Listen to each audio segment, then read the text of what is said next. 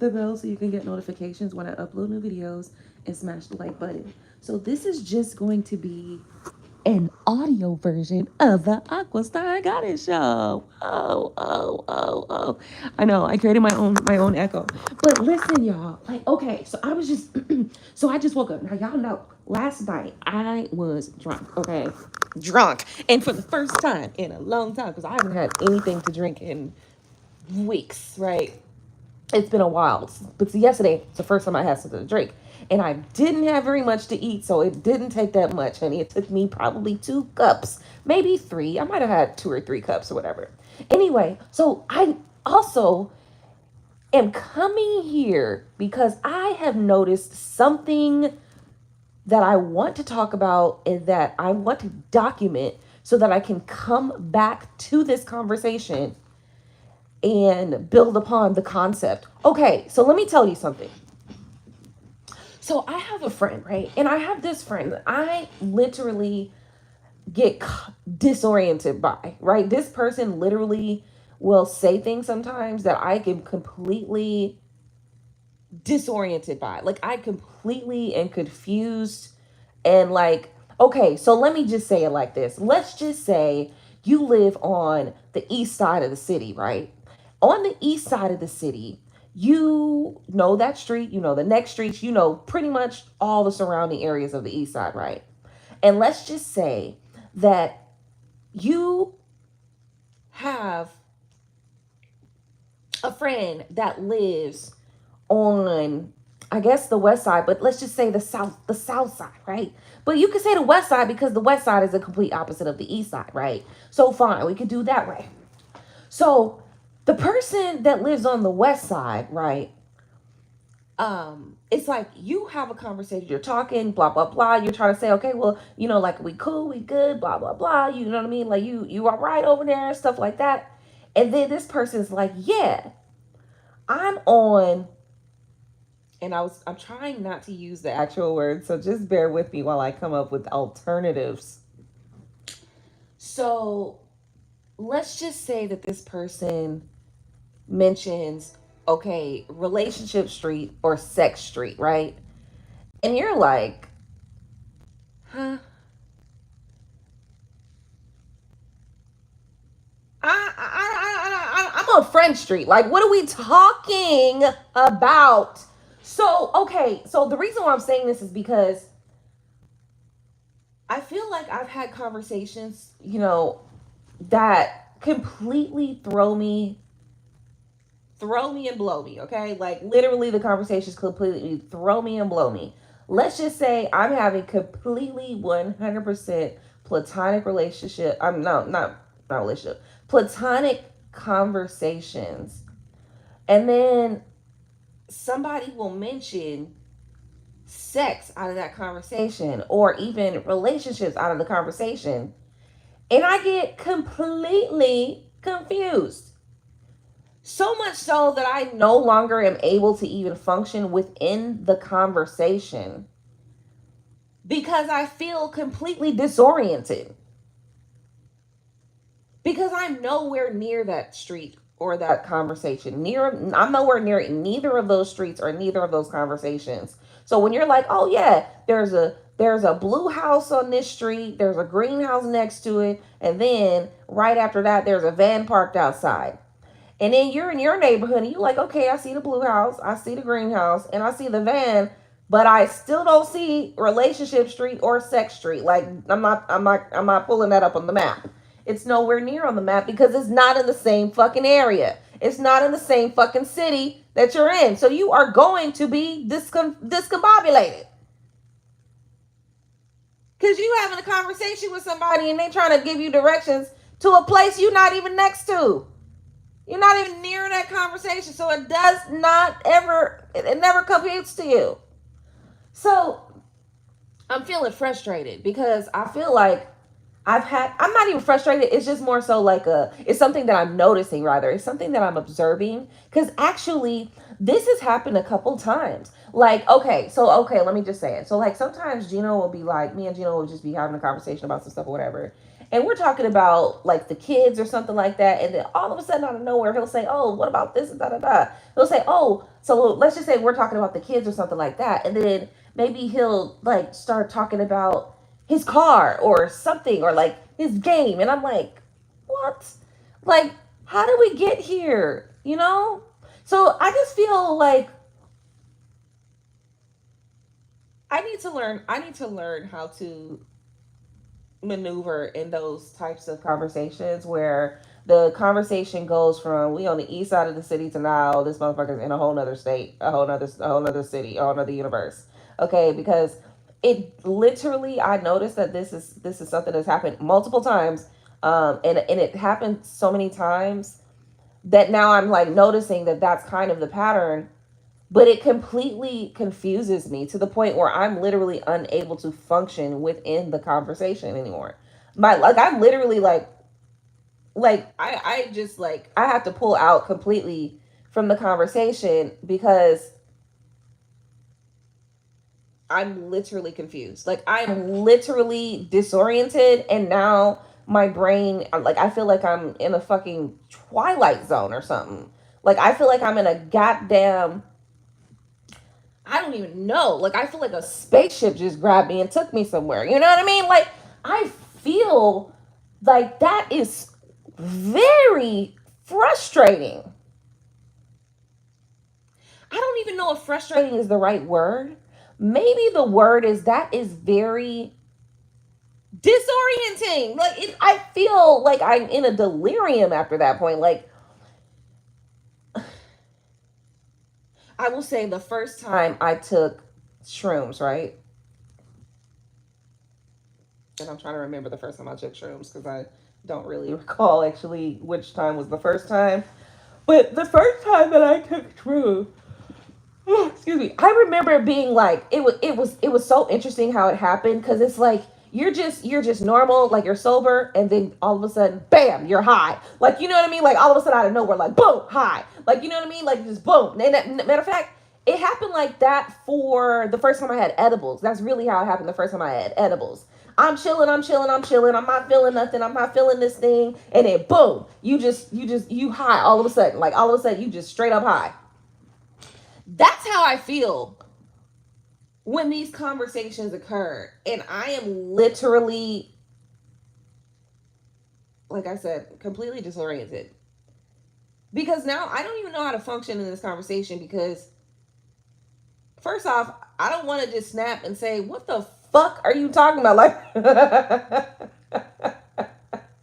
maybe that's what I need to do. Maybe I need to do that. Maybe I need to be like, what the fuck? Like, maybe I really need to just like bug out and be like, what the fuck are you talking about? Maybe I should do that. You know what I mean? Because I get so fucking discombobulated that I'm literally like, okay, like I literally back out of like the whole thing to the point where I'm just like, I can't even talk anymore. Like I literally, and you know what happens is like, so sometimes what happens, so when Gino does this, and in that moment, in that moment when you're feeling like disoriented or very confused, I prefer to take time I prefer to like allow myself to come back to, my natural state than anything, right? But Gino might have a tendency sometimes to like pounce on me and still want to like communicate or still want to like talk about a thing when I am in a state of disorientation, right? So this is something that I'm recognizing kind of about myself right now, is that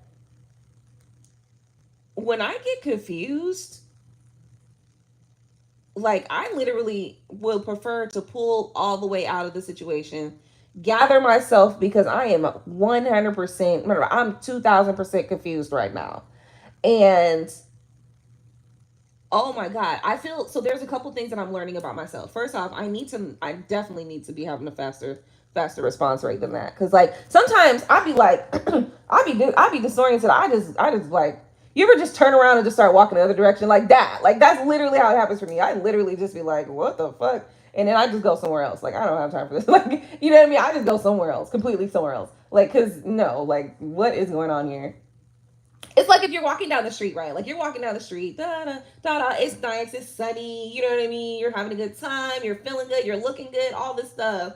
You're walking down the street. Everybody's nice, saying hi, da da da, boom boom boom. And then out of nowhere, a homeless person pulls their dick out and just starts shaking it. You know, I mean, you would be like, what the fuck? Like, you would literally be like confused. Like, you would be like, I cannot believe this has happened. Like, you would literally feel like that if that were to occur. That is how I feel in these conversations. And it's like, okay, like I'm on some platonic shit. I'm on some straight just, here was what we're talking about. We're talking about this, that. But it's usually a straightforward conversation. It's usually something like very easy. And then out of nowhere, the mention of either relationship or sex comes out, and now it's like the homeless guy in the middle of the street starts shaking his dick, and I am totally confused. How did we get here? Okay, so you know how, okay, another scenario, another analogy is like this. So you know how you driving, right? Like you just bop it, right? Maybe you don't really have no specific where to go, or maybe you don't have a GPS or whatever. So you're trying to find specific store that you know you drove by this place and that place, whatever. So you're trying to find this place. All of a sudden, you make a turn and boom, you smack it up in the middle of the hood. Okay, and it looks rough. Okay, so you're like, what do I do? How do I get out of here? But let's just say that you made the turn, right? But you made a turn on a one-way street. So now you can't just make no U-turn and go the other direction. You got to keep following that one way until you find another street that you can turn on and get back to your pathway wherever the fuck you was at. It's like that. Like, how did I get here?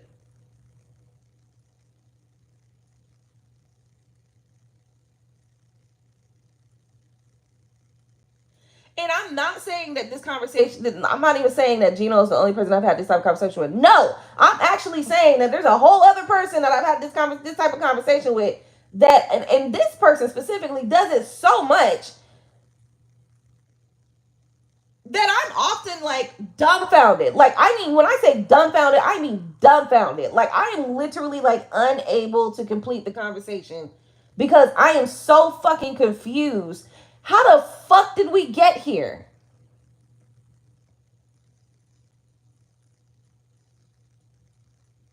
I feel like I start sounding like unable to communicate at that point. Like at this point, I literally, my whole system, it needs a fucking reboot.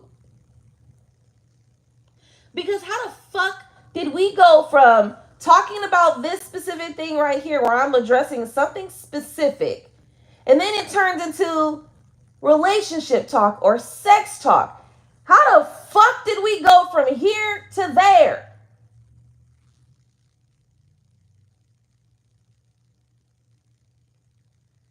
That's what I'm dealing with right now. Right now, I am recognizing and realizing that I get disoriented when I am having a conversation about something on the east side and somebody mentions some shit on the west side. And I cannot find any correlations. I cannot find any relation to what is going on or talking about. I cannot find access to the west side. Like, I don't find the roads or the streets. Like, I cannot find the relation to the two things. I get completely disoriented and literally cannot continue on with the conversation. So I'm learning that about myself, and I'm trying to discern, because the funny thing about it is that because me and Gino have been together for so long, when he does it, it's like he does not. This is one of the reasons why I start getting so frustrated lately, is because I may tell him I need a moment. Like, I need a moment to get my thoughts together, and he does not understand that at all. Like, he does not understand I need a moment to get my thoughts together. He refused to understand those things. So I started to get frustrated because maybe there's things, I'm not sure if it was disorientation, because I don't think that it was all the time, but there were conversations sometimes that were happening like that as well. There were some conversations that would come up where I would totally get disoriented because they did not relate at all. Like these conversations, there's no way that you could have pulled that out of your hat from what I'm talking about over here. And so I was having a conversation with a friend, and the very same thing happened. And I realized this morning, just now when I woke up, I realized that that is what is occurring. What is occurring is that I am completely nowhere near that I'm nowhere near that side of the conversation or that part of the city. And so now I'm looking for this street that this person's talking about in my mind, but there's no relation to that. So like I'm not talking about that basically. So I feel like I need to figure that out for myself and like really learn how to work through being confused and disoriented by people, by men specifically. Cuz men confuse me in that way where it's like even just recently, like I'm just talking, I was there was this guy, and it was the white guy, the engineer guy, right? The white guy. He was in my car, and he was talking where we were talking and everything like that or whatever. And I'm just like, bop bop, driving him where he got to go, and he's talking about his job, and I'm, asking him questions, and you know what I mean. And then out of nowhere, it's like a fucking light switch went off and his eyes start twinkling and shit like that. I'm like, what the fuck, right? Like nigga got twinkles in his eyes and shit. I'm like, what the hell is going on here? He's like, your voice. And I'm like, okay. He passed me his phone to put my number in there. And I'm like, wait, what? Like, what is this for? Honestly, I feel like I have a tendency to get disoriented by men because I am confused as to how we get from just a friendly conversation to now I need your number, or now it's a sex, or now it's a relationship talk, and I'm talking some friendly shit. Like, and I think maybe that's my issue, is that I am not realizing that maybe people are thinking about things in a totally different way than I'm thinking about it. And so when they actually like convey what it is that they're thinking, I am literally getting like straight up confused to the point where I can no longer function in the conversation. And that is terrible. So I need to work that out for sure. That's terrible because I was having a conversation with somebody where it's just like so like are we friends or not, looking like, and I wasn't saying the word friends, but I was just like trying to figure out like what is this, like are we, are we gonna, are we friends, like, are we good, you know what I mean, stuff like that. And then relationship and sex shit started getting mentioned, and I was completely disoriented. Like I literally could not function within the conversation. So I don't know what to do about that. I don't know what that's called. I mean, I had to ask Siri. Listen, I literally was like, I literally had to ask Siri. I was like, so Siri, what is it called when you're having a conversation with somebody and they mention something that you're completely, disoriented by, like something that, not disoriented, I didn't say that word, but I said it, and they mentioned something that confuses you. And then she brought up like a little paragraph that said something. Disorientation was the word, the one word that popped out to me the most. But it's literally that. So I get confused and disoriented when I am talking about something in the east side of the city and somebody mentions something on the west side of the city. I literally get confused and I'm disoriented and I cannot function in the conversation. So oh my God, I don't know. That's a problem because I gotta be able to maneuver. You know what I mean? I still have to be able to um like finish the conversation, or I still have to be able to, maybe what I need to be learning how to do is how to draw men away from, like, get out your like put your dick back up. Okay? Maybe that's what I got. Put your dick away, okay, and pull your brain back out, motherfucker. Maybe, I mean, okay, I can't say motherfucker like that. You know what I mean? I'm about to turn into Samuel Jackson in a second off this bitch. But that's how I feel like it's like after the fact. So after I'm no longer confused and disoriented, then I start getting irritated. I start getting really irritated because it's like, what the fuck? How did we get here? You know? So yeah, so that's something that I am really needing to address for myself. That's like a personal goal of mine, is to learn how to navigate those types of conversations and learning how to navigate those types of scenarios, because I literally have to be able to do that because I'm a business person. So you might run into shit like that where a man just somehow, because you're a woman and you got titties, he thinks that, oh, this is, he wants to be sexually suggestive. And it's like, what the fuck? Like, this is business. Like, and I feel very much like that. Very much like that.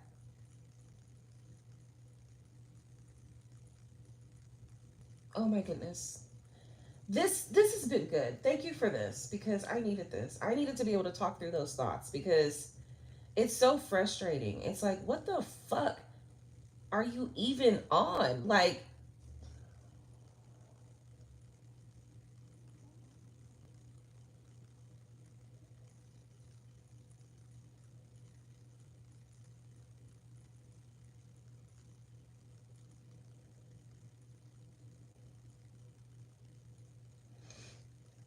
it's like, what the fuck are you even on? You know?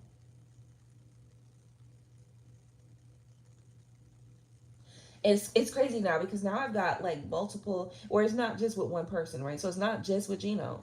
It's not just with this person. It's not just with that person. It's multiple scenarios that it happens exactly like that, where, like I said, I'm on the east side having a conversation on the east side, and you literally talking about the west side shit, and I'm not nowhere near no west side, and I ain't been over there on the west side. I don't you know what I mean? I don't know nothing about what's going on the west side, so I literally become discombobulated. I literally become disoriented, confused, even to the point where I cannot function, and that is not good. So I have to really work that out for sure, like ASAP. Like, that's something that I need to figure out ASAP.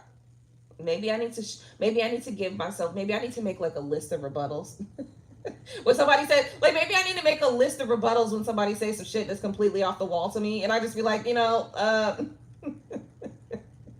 I can't say put your dick away, right? Because every conversation is not gonna fall in that. So that's why I need to make a list of like rebuttals for when somebody completely veers off left into some part of the city that I'm not even familiar with. I need to learn how to address those conversations fast, swiftly, quickly, as professionally as possible. You know what I mean? Because I have to be able to function. But I have noticed that I get so fucking confused that I legit shut down. Like, literally shut down, and like literally cannot, like, I'm gonna need time to reboot. You know how the old school computers, like an old Windows computer, take hella long to reboot. You know what I mean? That motherfucker gonna take about 5 minutes to shut down and turn back on and come back up and be ready to be used again.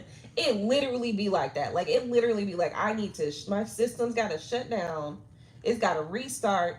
It's gotta, load all the programs, and then it has to come into the original page so that you can actually use all of the, programs and tabs and stuff like that that you actually have. My system shuts the fuck down to the point where I'm like literally sitting here in delirium,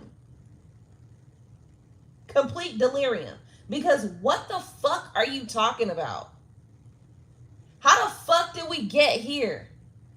From what the fuck I was just talking about. Like, that's how I feel for real. Like, after I reboot, that's how I be feeling. Like, what the fuck? But it be like, the conversation be long gone by then.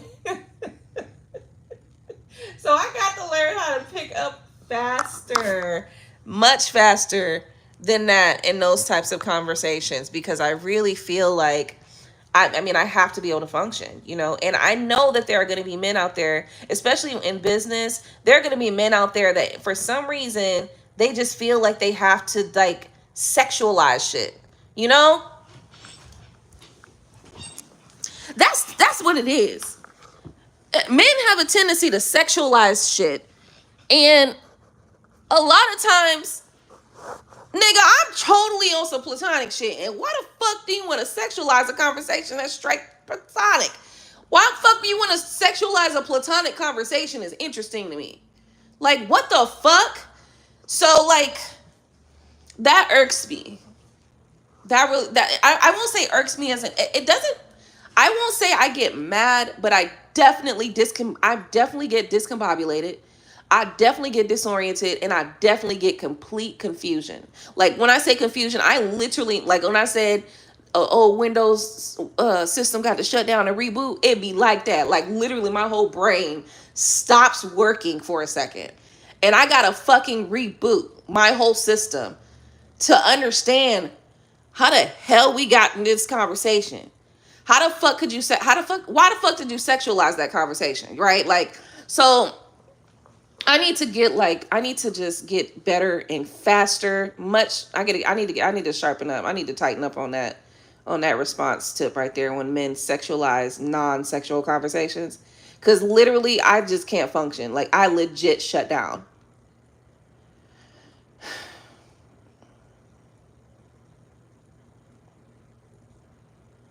I legit shut down. And now I'm realizing it with Gino, like specifically with Gino, when he would do that, like when I'm talking about like something with the kids or whatever, and then he's just like, he just like throws sex into the conversation. And I'm just like, what? Like, I'm just like, and the thing is, I would get confused when I'm talking to him too. The thing is, because we were living together and married for so long and all that stuff like that, he didn't respect my need for, desire for, or my request when I would say I need a minute to get my mind together. He didn't have no respect for that. And that's something that I'm realizing too about being in relationships with people, is that they think that just because we're in a relationship, like you don't have to respect my boundaries. No, motherfucker. If I feel like I need a break from this conversation, bitch, I need a break.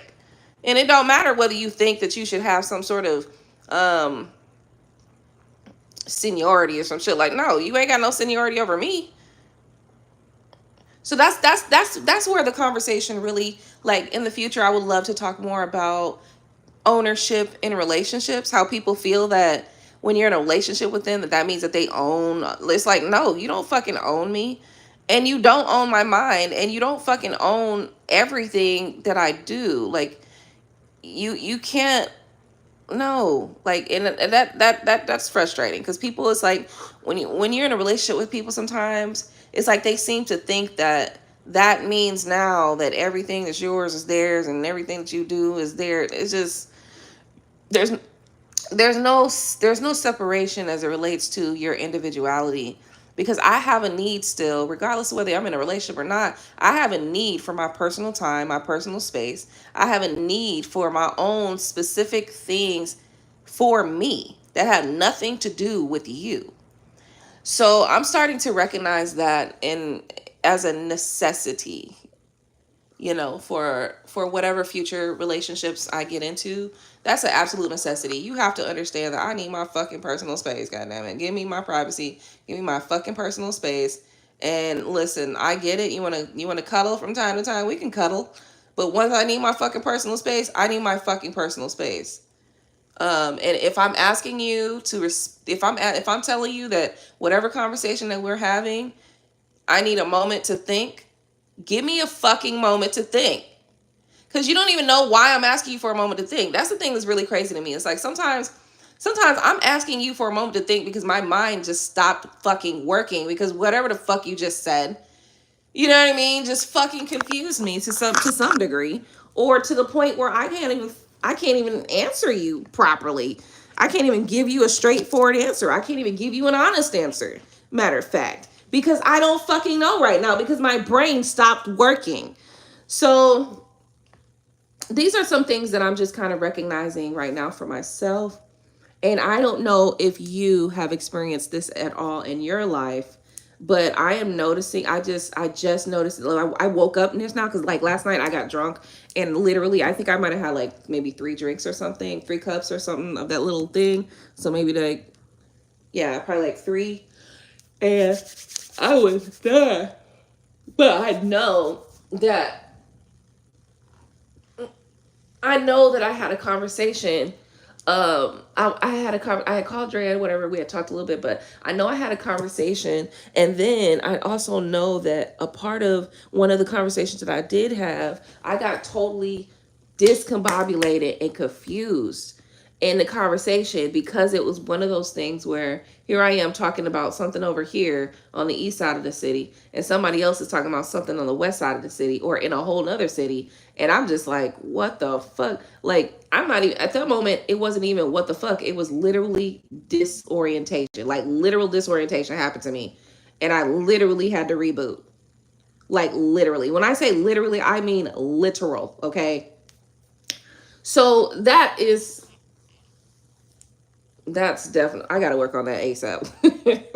I got to work on that ASAP because I'm thinking about getting into real estate. And if I get into real estate, I don't, for some reason, I just feel like in real estate, there's going to be a couple creeps that I come up with, you know what I mean? Couple creeps who want to sexualize some shit that ain't sexualized. The goddamn sale, the sale of this property, this motherfucker want to sexualize the transaction. Like, nigga, buy the fucking house, sign the fucking paper, get the fuck out my face. Like, that's how I be feeling sometimes. But it's just because it's like unwanted solicitation of like sexual um or sexual advances. It's like, I don't know. Like, I don't know. See, this is the thing. I'm going to really have to take a strong look at that. I'm going to have to take a strong look at how I actually feel about unwanted sexual advances. Like, as it relates to sexual innuendos or sexual conversations, or when somebody mentions something to me in a sexual manner that I'm not in any way was I ever thinking like that or considering that, or I'm gonna really have to take a look at how I feel about that, because like I said, I've had conversations with people where if I'm in one part of the conversation, I'm over here on some platonic friendly shit, and then a motherfucker wants to talk about interest, wants to express their interest in me, or they want to throw like sexual innuendos, or they want to like talk about certain things. It literally confuses me. But I got to determine how I feel about that, because I think it might, I don't know, maybe to some degree it might frustrate me. With Gino, when Gino would do it, it started to frustrate me, because it's like I felt like we couldn't have like we couldn't complete certain conversations, or I felt like I couldn't actually complete specific conversations or resolve certain things, because the conversation turns into something that it was never meant to be. And then, but maybe that's how I'm also starting to see this too. Maybe that's how men like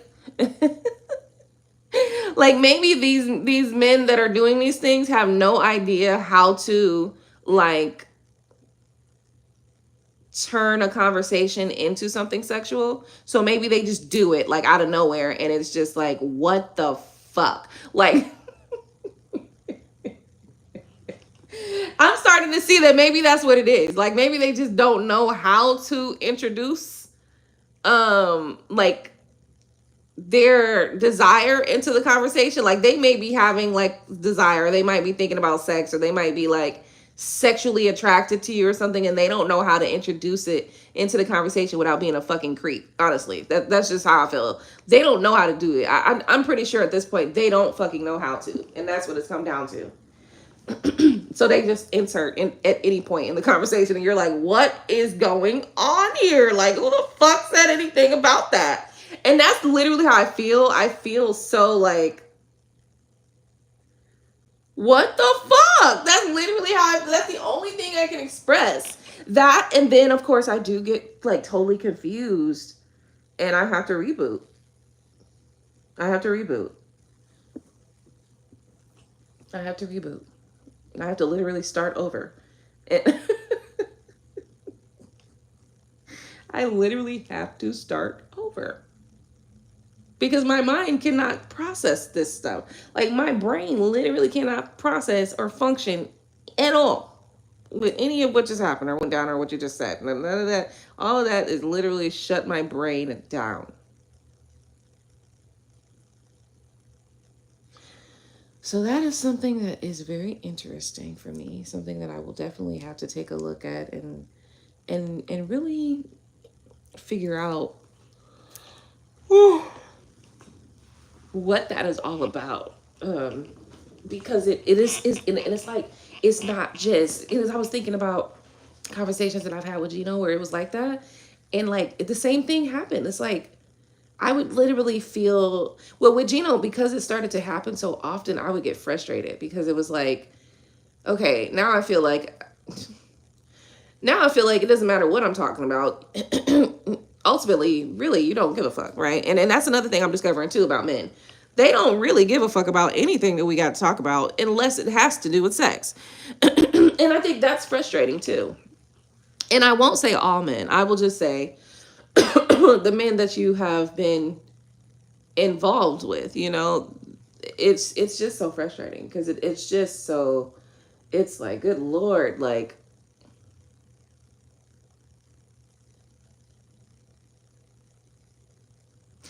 when you are in a state and in a place in your life where you are feeling very sexual and feeling very open to that energy, um even then I that's the thing I was about to say. I was about to say, I guess it's okay, but no, even then it's still very weird.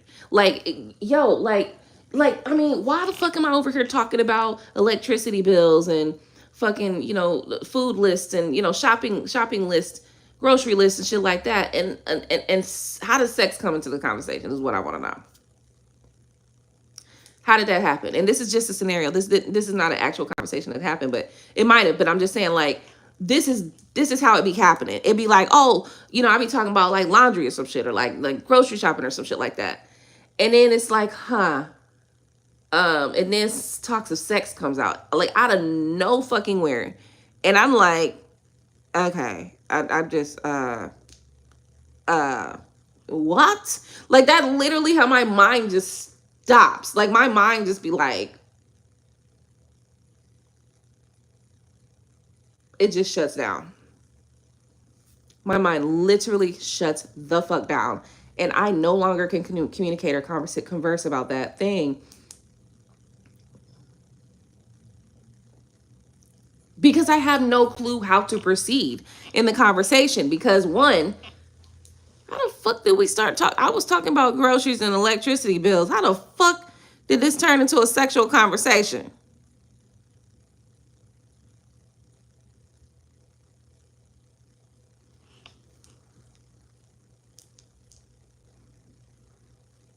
I'm over here talking about, you know, cat litter and cat food. How the fuck did this conversation turn into talks about relationships and about our relationship or about relationship? How did that happen? How did we get here? How did we get here?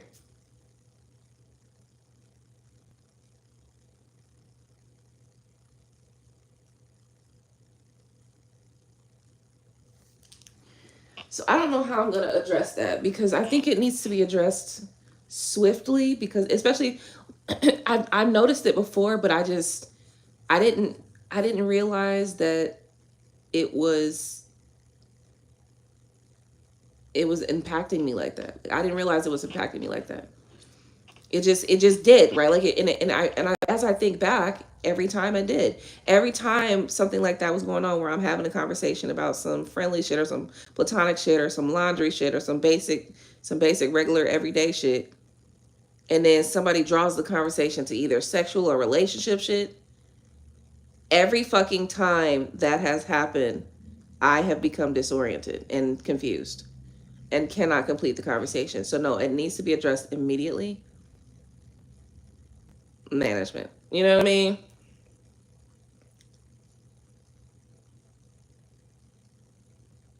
That needs to be addressed immediately. I never realized that. Like I'm realizing it this morning as I just woke up. I'm just realizing it.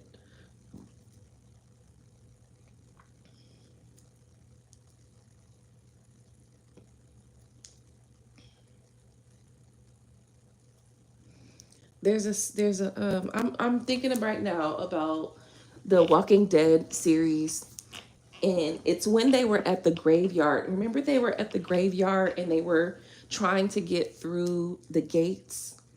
And remember those people that dressed up like walkers, and they just they just created hordes of walkers, and then they just like traveled the city like that, dressed like walkers and shit like that.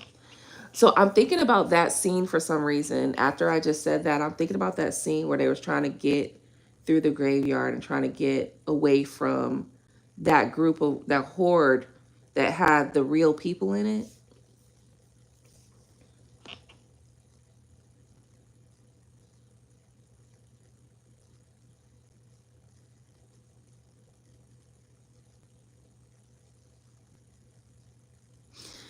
So I don't know. I feel like that is something that I definitely need to address. And maybe I need to do a little research on like men and the sexuality of men, and get a better understanding of why they are like that. Like why do they do that? Like, and it's not just sexuality, but sexuality is one of the main ones.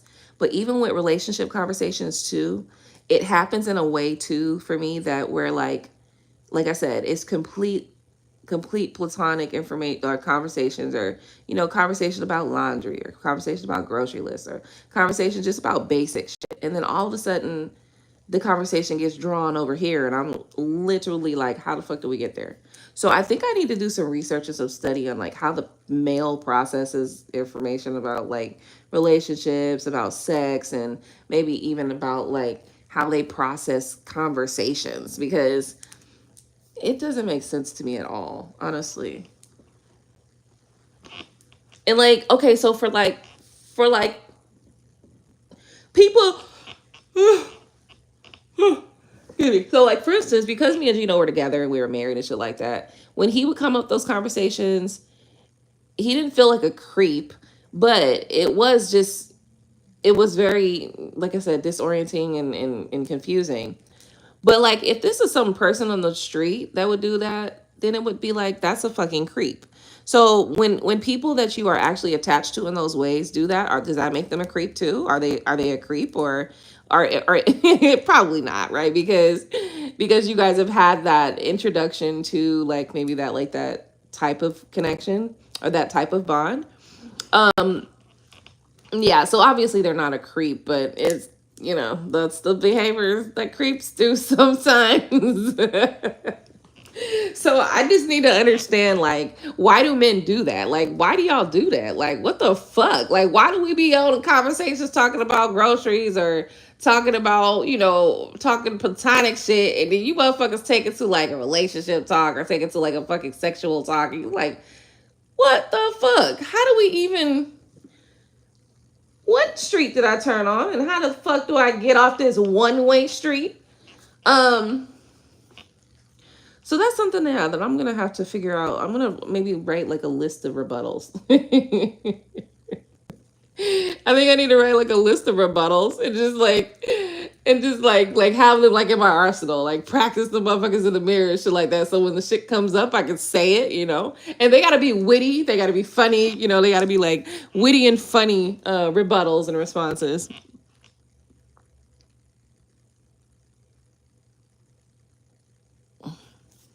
They gotta be witty and fun, witty and humorous responses, because uh, I'm getting ready to like expand into the world of like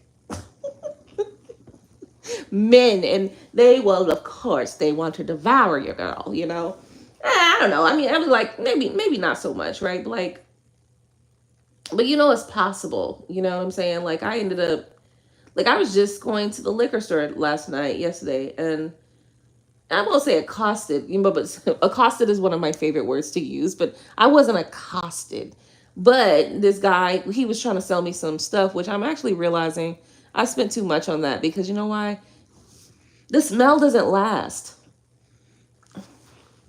So I'm gonna go to the actual store and buy the actual Marc Jacobs and see how long it lasts. The smell. If it doesn't, I'm gonna see how long it lasts, because I can't stand perfumes that you spray it and then it just doesn't last. That's so cheap.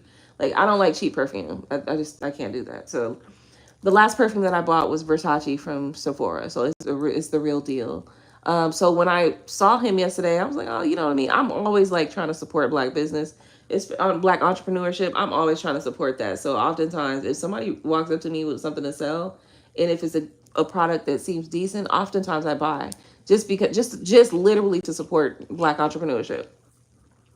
So he walked. He was like, well, I got some perfumes or whatever, and I was like, okay, well, let me see what you got.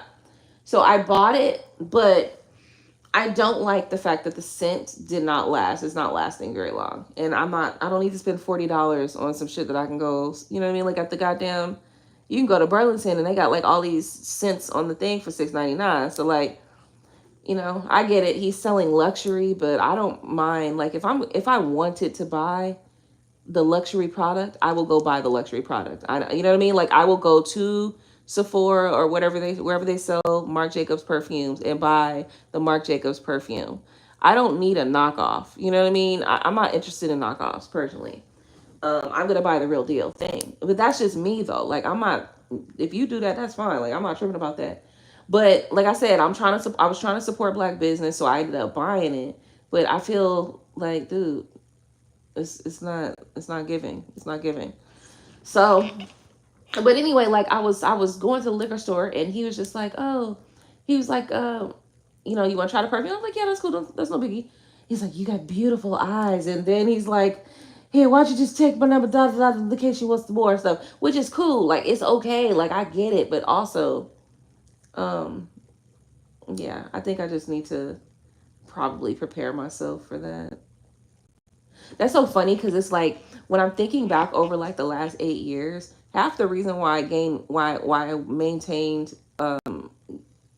being a little bit larger is because I was okay. So I'm trying to say this. This is some spiritual shit real good I'm about to say, but I'm gonna try to say this without sounding crazy. But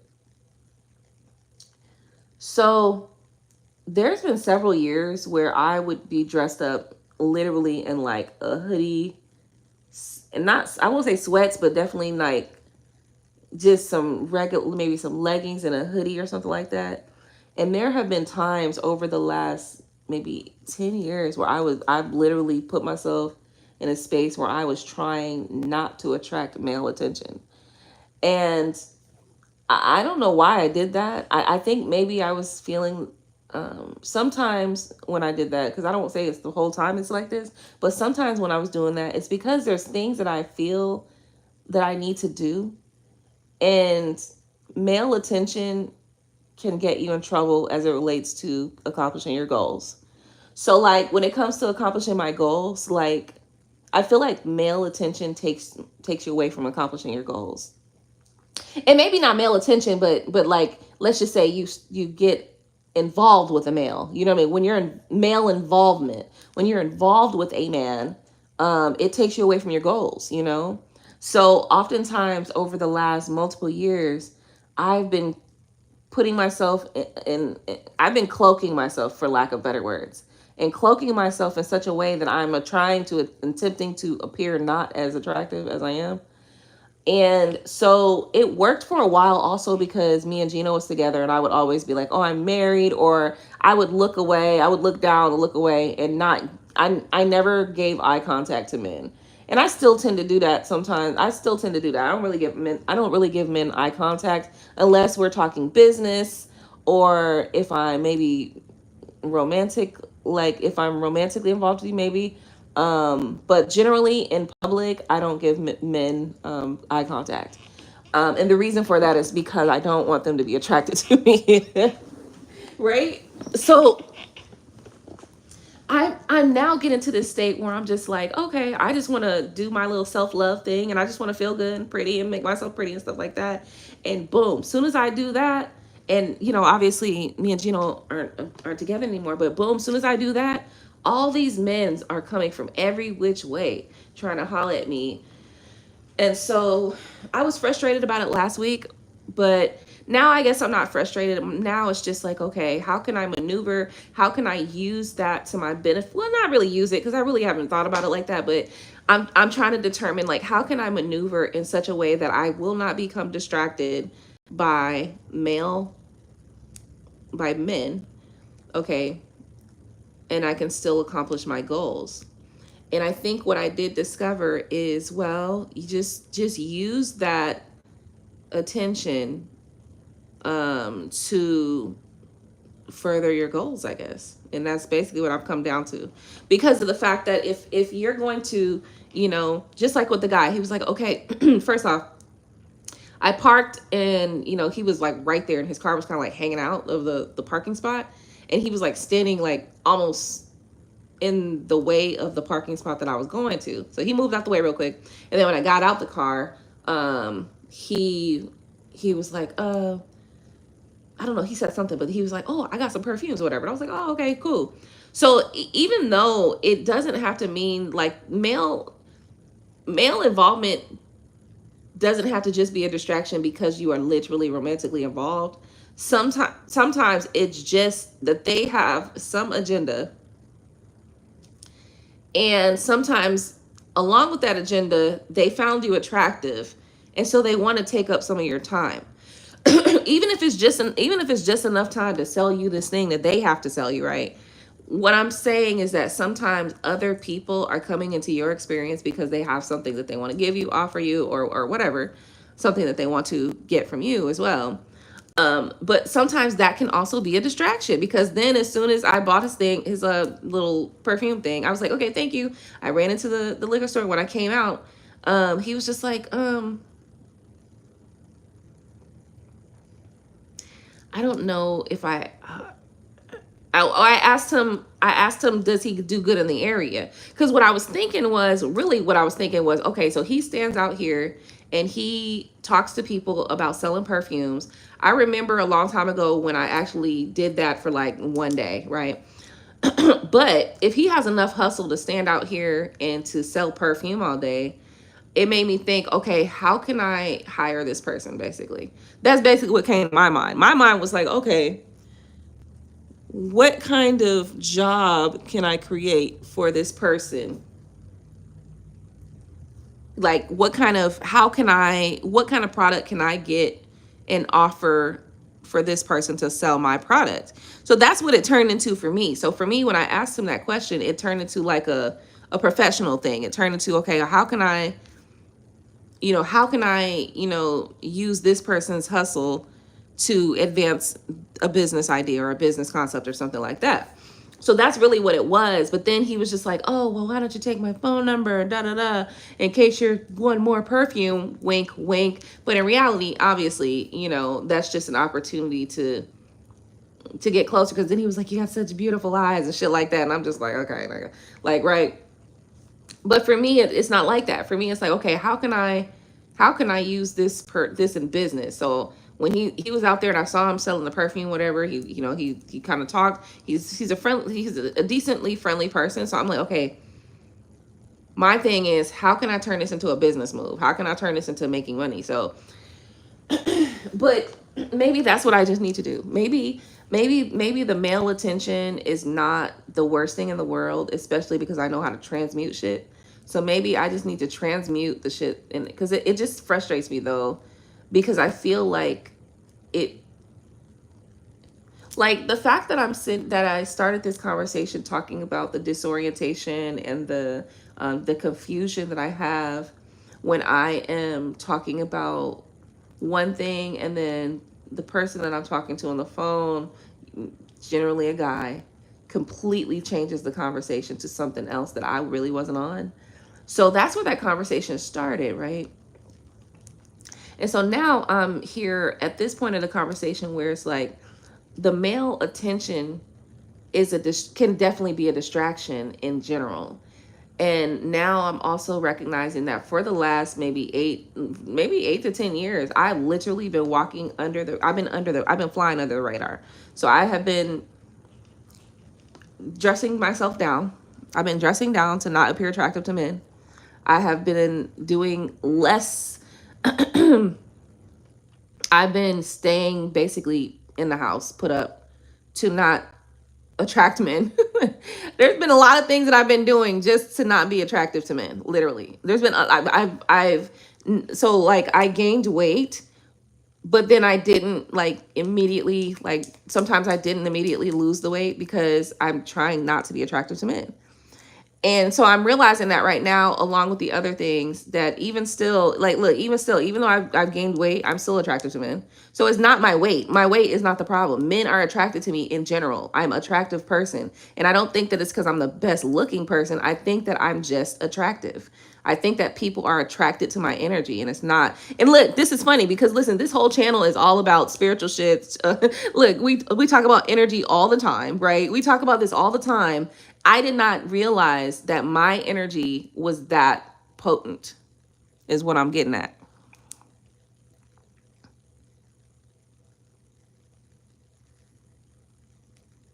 Hey Ida, how you doing, babe? I'm doing good. Right, but I'm just saying, like, okay, so like, yeah, so personality is attractive, just like being like I think I'm pretty sure that my personality is attractive, but before the personality ever even comes out, honestly, still, well, not all men, but there are men that are attracted to me regardless of the situation. I can be, I could be fat or fatter than I would like to be, right? I could be dressed down, okay? And the men still are attracted to me. And so now I have to find a way to transmute that attraction that men have for me into something that I can use and benefit from. Because one of the things that I am noticing is it is draining to try to. Well, first off, I don't want to walk around in a hoodie all the fucking time. I like hoodies though. Don't get me wrong. I love wearing hoodies. But one of the reasons why I've been wearing hoodies so much is because I'm literally attempting to not be attractive to men. But this can be exhausting. It's becoming exhausting at this point, to try to not not be who I am so that I don't get accosted by men. It's like, my goodness, Lord. So now I just have to find a way to transmute this shit. I gotta find a way to use it to my benefit. Because it's too much work. It's like, golly, it's too much work. Hold on, I gotta get my charger so I can charge this phone.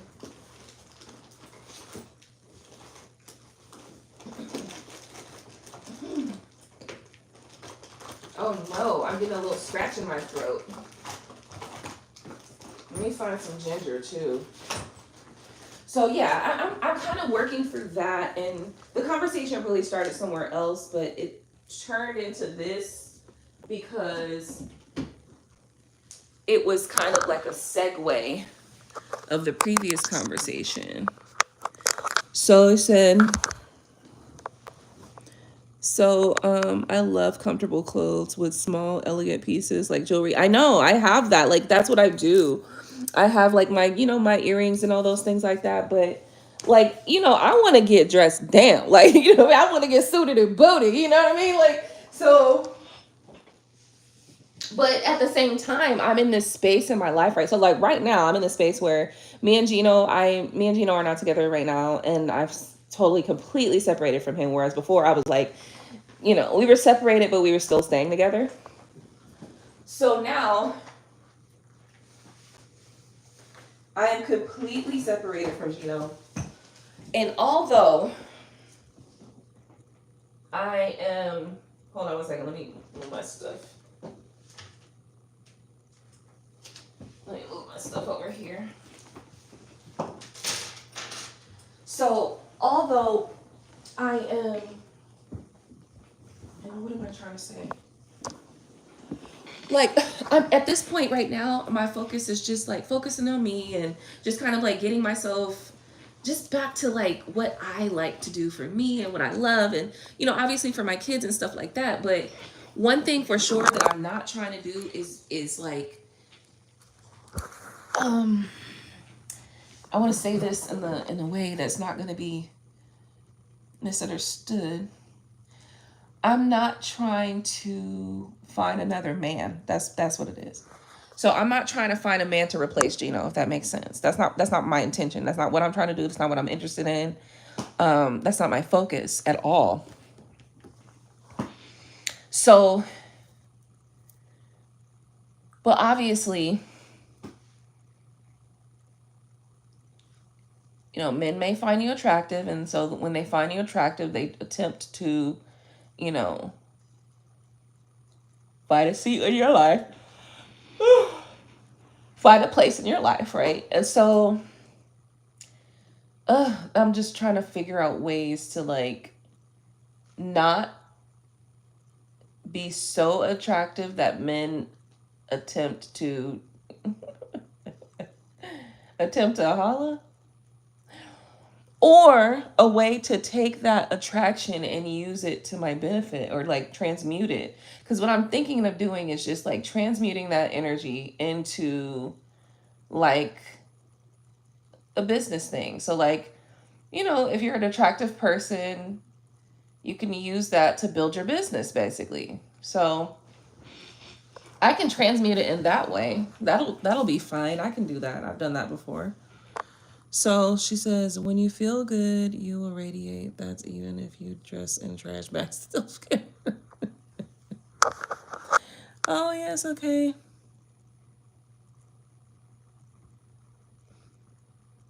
Yeah, you're a Taurus. Hey, below, welcome. Yeah, I get it. I get it. Yeah, yeah, I know. But I think I don't know. Last week, I was frustrated that men were trying to holler at me, right? Because it's like they were coming out of every fucking corner. Listen, it was white men, it was black men, it was Asian men, it was all types of men that were like trying to talk to me. And I think I got frustrated last week about it because it was just like, just leave me alone. Right. But in reality, I don't know that it needs to be like that. I just need to adjust. Because it's not a bad problem to have, it's not a bad problem to have men being, interested, attracted, and, it's not a bad problem to have. Especially when you can transmute the energy. So why I'm getting ready for court. Hey, Angeles. Hey, what you doing? I'm getting ready for a court. Yeah, I'm just talking about stuff that is interesting or confusing to me or whatever. Okay. You're about to go to court, so I need to look and see what we could. Angeles, have you done any workings on this situation?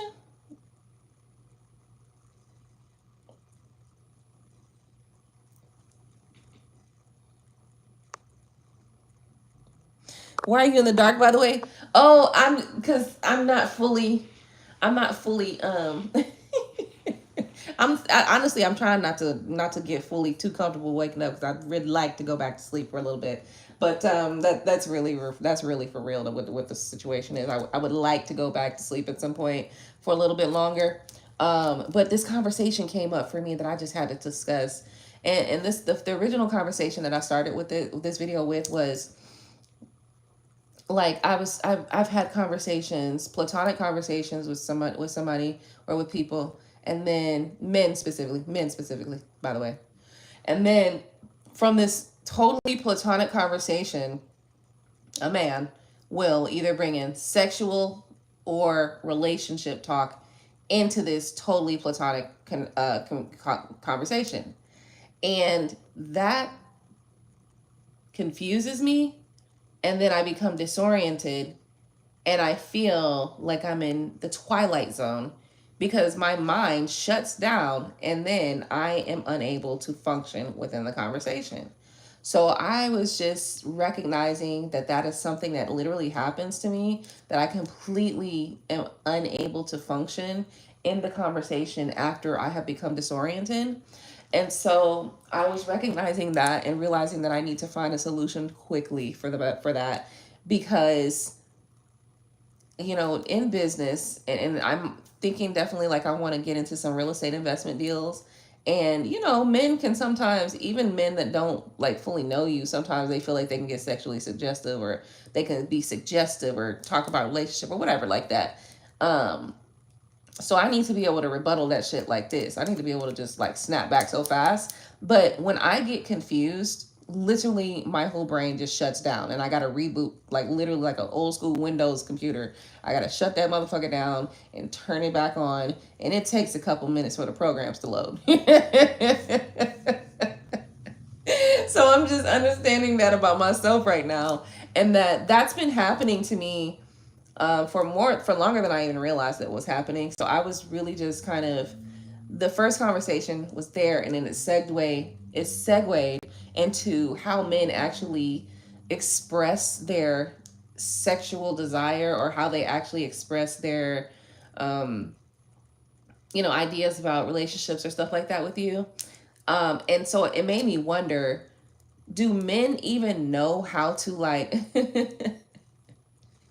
do men know how to like I don't think that men know how to approach a sexual conversation without it being brash, abrupt, and very, very out of line and out of pocket. Like,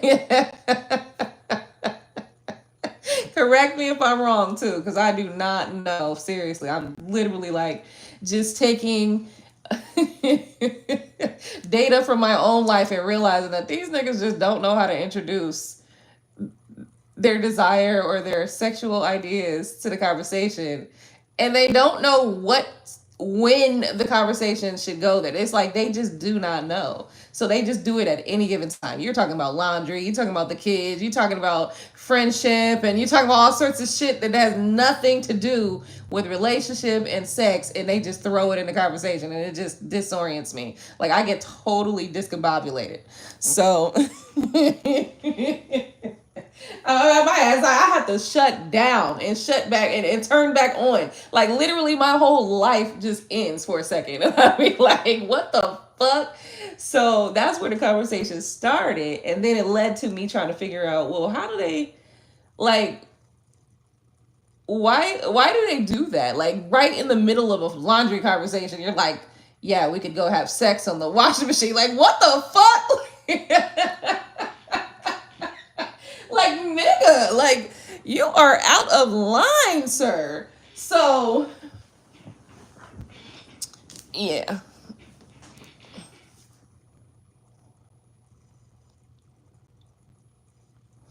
Okay, so you got that. So you don't, no. I know that you got the John's word, but what did you do with it though? That's what I'm saying. I've been listening. I do be listening, but what did you do with it though? That's what I'm saying. Did you do any work? Did you burn any candles? Did you say any, did you chant any words or anything like that? So I may put him in my shoes also. Oh, okay. Okay. So you just got to carry it. Okay. Okay. I feel it. I feel it. So no, anyway, I was just talking about that, and I'm in the dark because honestly, I don't want to wake up yet, but I'm woke already. So yeah, I was talking about that. And then also I also, we went from there, those two conversations, to then coming into um, me kind of intentionally, over the last several years, me intentionally dressing myself down and not wanting to appear attractive to men. And I feel like by doing that, I was able to focus a lot more, even though not really, because I still was in a relationship and still was, being a wife and a mom and stuff like that. But so I really hadn't had the opportunity to just strictly straight focus on my craft and my certain stuff. Um, yeah. So yeah, I'm happy because the courts is aware that he may try to. Oh yeah. Well, I mean, okay. Well, listen, that's a good thing if they know. It's because maybe they is it because they see those types of cases all the time? Cause like, what the fuck would get him? First off, what I really want the judge to ask is, so, so what would make you you want to do this to your own family? Like, y'all blood. What are we really talking about here? Like, what is going on with you? Like, why would you want to do that? Why you want to do that to your brother? Like, even if this nigga gay and you don't like it, get the fuck on, man. Like, stop it. Like, go to the other side of the street. Like, just leave that nigga alone. Like, you know what I mean? Like, that's my brother. I'm about to go. I'm gonna holler at y'all later and just go somewhere else. Like, it's that simple. But why you gotta beat me up? What the fuck is going on here? Also, is it weird that I feel like he's copying me, like he's doing the same funny poses I do? I don't know. I don't know. So yeah, I don't know, Carter. That's an interesting. I don't know, cause like. Hmm.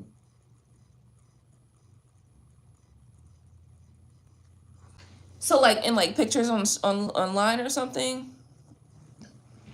Cause I don't know. Probably it probably is weird. The answer is yes. It's weird as fuck. Like, why you trying to be like me? Yeah, technically he didn't beat me up, but for the case, I'll say he will. Okay. So now we're getting the details. Okay. So, all right. So no biggie, no biggie, no biggie. I don't know. It's just weird. It's like, what the fuck? What's wrong with you guys? So I need to do some research. I'm going to be doing some research and some study on men and trying to understand how the male brain works as it relates to relationships and as it relates to sexuality, because the fact that you could be talking about anything else and then they can just somehow just drop sexuality or sexual innuendo or relationship innuendo into the conversation from butt fuck nowhere is crazy. It's like a fucking, like, that needs to be studied for sure. So I'm going to initiate the study of this shit because I'm totally confused, thoroughly confused. You said because you waited till the person was under the influence to attack me. Oh yeah, no, I get it. Okay, I get it because he okay under the influence. Yeah. So he just pounced on you, didn't he? Like, God damn you, motherfucker! Like when you all tipsy and shit like that, you already falling over. I do that with Gino, but Gino's a big nigga. Like, let me tell you something. Gino big as hell, so I'll be like, I gotta wait till this nigga's on like a when he's standing on one toe and shit like that, and then I just push.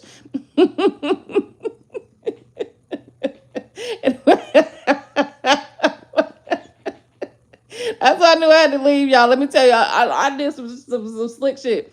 So first off, Gino's a big guy. So you know what I mean? Like, nope, I got to use whatever tactics and methods I can use, right? So one time. So one time.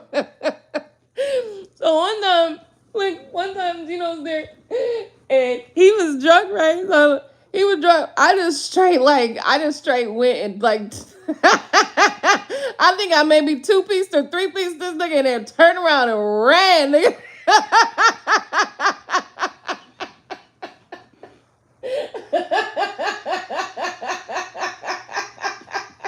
I bolted in the other direction, bro. I was out of there. Like, you will not catch me. Yo, that's just fucked up though, for real, because I hate that our relationship came to there. I know that it's because somebody threw some shit in my yard, but you know, also still, you know, like it's sometimes like this might be unrealistic. And it's okay if it is. I'm willing to accept that maybe this might be unrealistic a little bit. But I just feel like I don't care if there's magic involved. You should still like I feel like we should have been stronger than that. You know what I mean? Like even if it was magic involved, I feel like we should have been stronger than that. And so that's one of the reasons too why I am upset, because I feel like you should know. Like I just feel like we should be stronger than that. Because in reality, for a good while, we really were. You know, I was noticing the patterns before I was fully like before I was fully aware of my magical abilities and before I was fully into this spiritual shit. I noticed it. I said, that ain't my husband. This ain't right. Something's wrong right there. Like, something going on right here. I was calling shit. And I was right. So I think I get frustrated because to me, it's like, you should know better. Like, this is just, it's just, I think that frustrates me too. I don't give a fuck if it's spiritual or some magical shit. I don't give a damn. Notice what the fuck's going on and find a goddamn solution. So yeah, I know I changed the subject a little bit. So that's probably how it be happening with the men. Whenever we be talking about some platonic shit, and they be like, "Yeah, so you know, we was what I like." I'm trying to think about what niggas might say. What do they be saying? It be some dumb niggas. I'm like, what the fuck? I swear, we be talking about some real platonic shit. Motherfucker say some shit like what they be saying?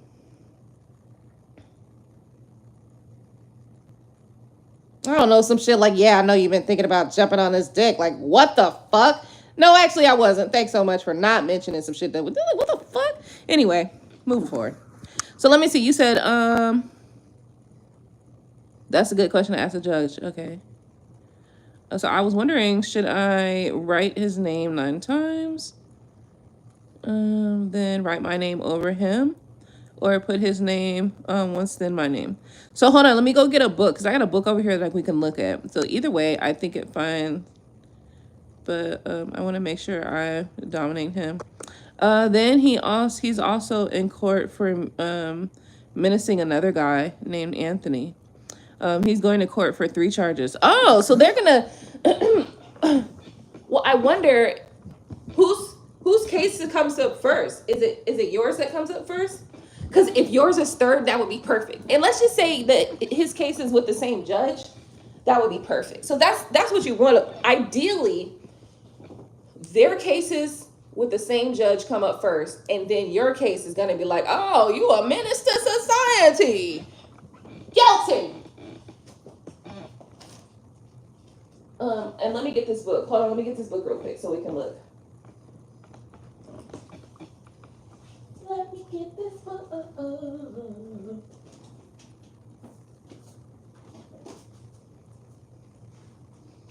I am so confused by men right now. Like, honestly, men are confusing. I think that they are like, I think it's so funny because they act like they're so much more logical than women, and they not. They just not. I can see it too. Because they be like, yeah, so emotional. But you get mad at everything. So what are we talking about? Like, stop lying. Commanding. Hold on. So, and I know you a man too, but you know. I feel like you're in touch with your more feminine side, you know? All right, let me see. We're looking for court stuff, right?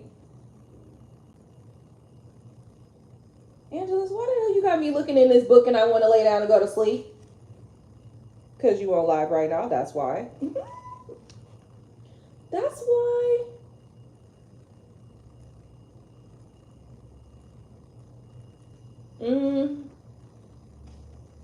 Yeah, maybe you should command the judge. Like, you know.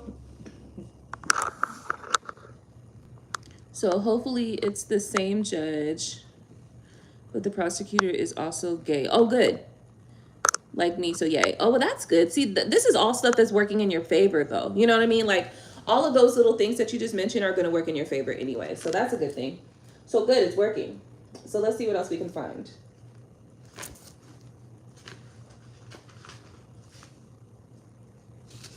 Oh my goodness. Now you just changed the conversation, and although I'm a little bit disoriented by this conversation shift, I'm handling it pretty well right now.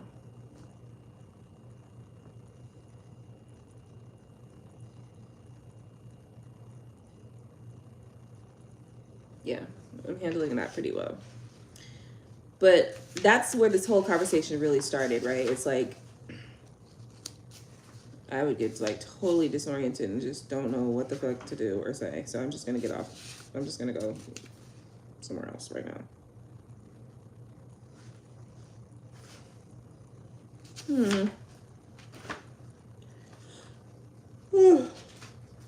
I took a spiritual bath this morning, so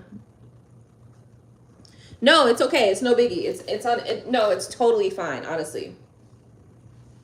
It's just so it's on a smaller scale, right? But the thing is, so usually when I have to like prime myself for something, or I have to like sharpen my skill on something, it has to happen like that anyway. So it has to come in smaller doses so that I can like slowly build up my resistance to that type of thing or energy. So it's fine. It's no biggie. So it really, you're helping me right now, even though you don't realize it. And even though for a second I kind of felt disoriented for a second, but it's for a short while, and it's also gonna help me build up that muscle. So it's no biggie.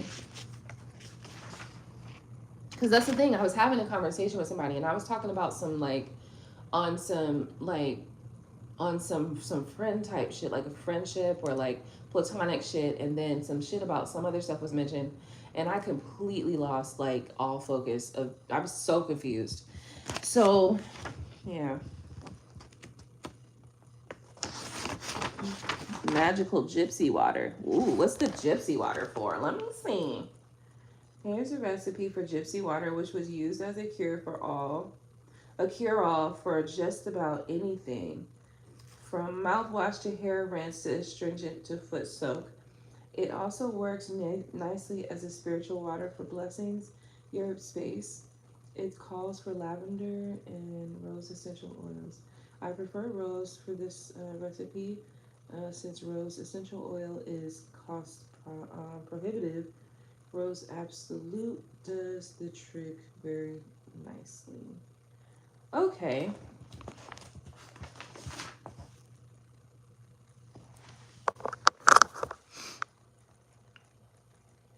Oh, okay. Okay, cool. Okay, well, it sounds like you got a good handle on this, honestly. The thing is, you just got to learn how to work the system. You know what I mean? Like, not the system, but it's just like you have to learn how to work the magic and how to. It just takes practice, really. You know.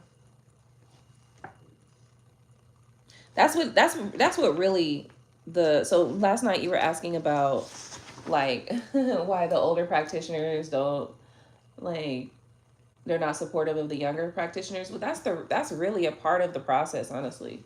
And that's also a part of the initiation process too. To some degree, you have to learn, you have to be able to still maintain your interest, your enthusiasm about the craft without help and without like other people being involved in your process, because it needs to be a thing that you do, not just for the fluff, right? Like you can't be just doing this shit just for some fluff, just to look like you can, just so you can say, oh, I'm spiritual.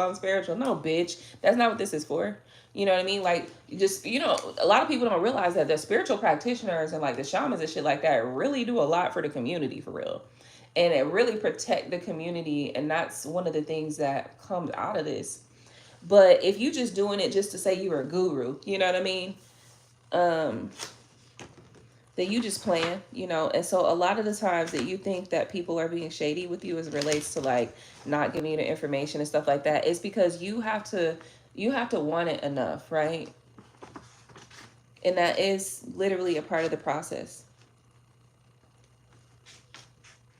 You gotta want it. So Gree back for protection. Mm.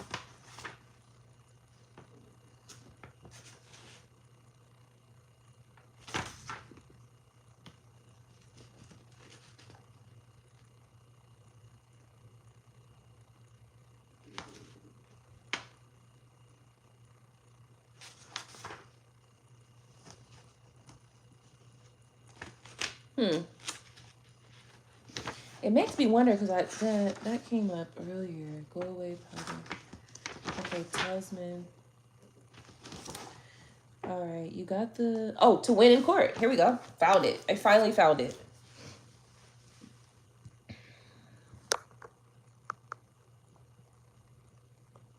Well, that's the thing. You can do a little bit with your brother. So, like for instance, maybe with your brother you should be doing something like, just let his true colors come out or some shit like that. You know what I mean? Like let his true colors come out in court. And then with the judge, like let the judge see. And then also, just put yourself in a space of favor with the judge too. Like be in favor with the judge, basically. That's always a good place to be. It's always good. It's always good to have favor. Favor ain't fair. Okay, baby. Court case spells. Poppy seeds, I see. So to cause confusion against your adversaries. So that's why you mentioned the poppy seeds the other day. Calendula to promote legal victory and self-respect. So the calendula / marigold. Marigold and calendula are the same things. It's to promote legal victory and self-respect. Slippery elm against gossip, lies, and those trying to slander you in court. So Little John, which is galango, this is considered the court case root and should be carried or chewed whenever you go to court. And I have some of that. This is also, I think, a commanding herb too, so that might be it. And then High John the Conqueror, the personal power and mastery. Okay. For personal power and mastery.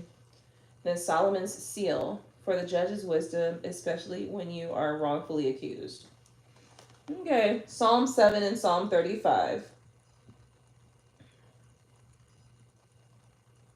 So Psalm 7 and Psalm 35 will be helpful here. Ogun, Marie Laveau.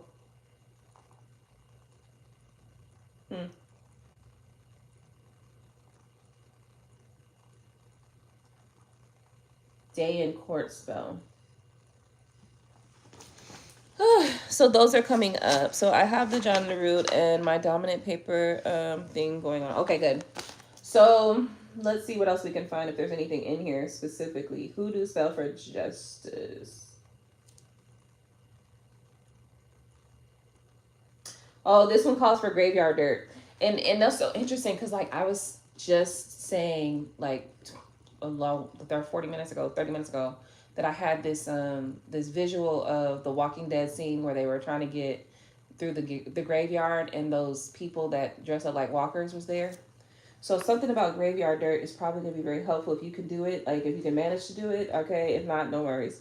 But if you got some already, then this is good right here. So put the dirt in a white bowl and put it in on your altar face east between 3 white candles. Light the candles. Add 3 teaspoons each of sugar and sulfur to the graveyard dirt. Recite Psalm 35. Ask the spirit to come with all their powers to help you. Afterwards, buy a new pair of underclothes and a tan pair of socks. Turn them inside out and dress them with the graveyard dust. Place on your altar until your court date. Oh, so this is something that we should have done already. So read Psalm 35 every day until your court date. On the day of court, turn the underclothes right side out and wear them. So keep the left sock inside out and wear it that way. The court will do as you wish.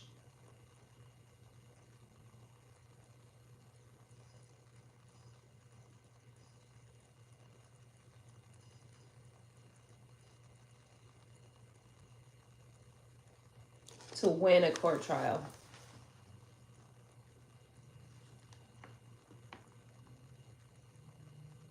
Okay, this one probably right here. So it says, take the names of all the good witnesses, the judge, and the client's lawyer, and write them on a piece of parchment paper. Put the name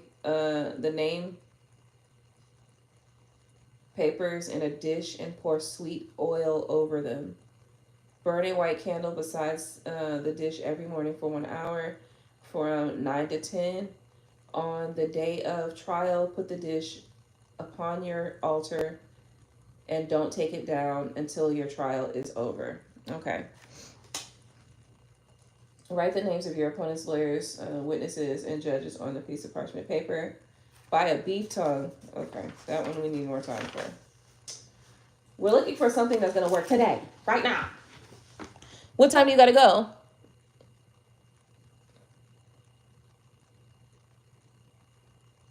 Yeah, with that one. But that one's something that you would maybe need some more time for on that one. Let's see what else we can find.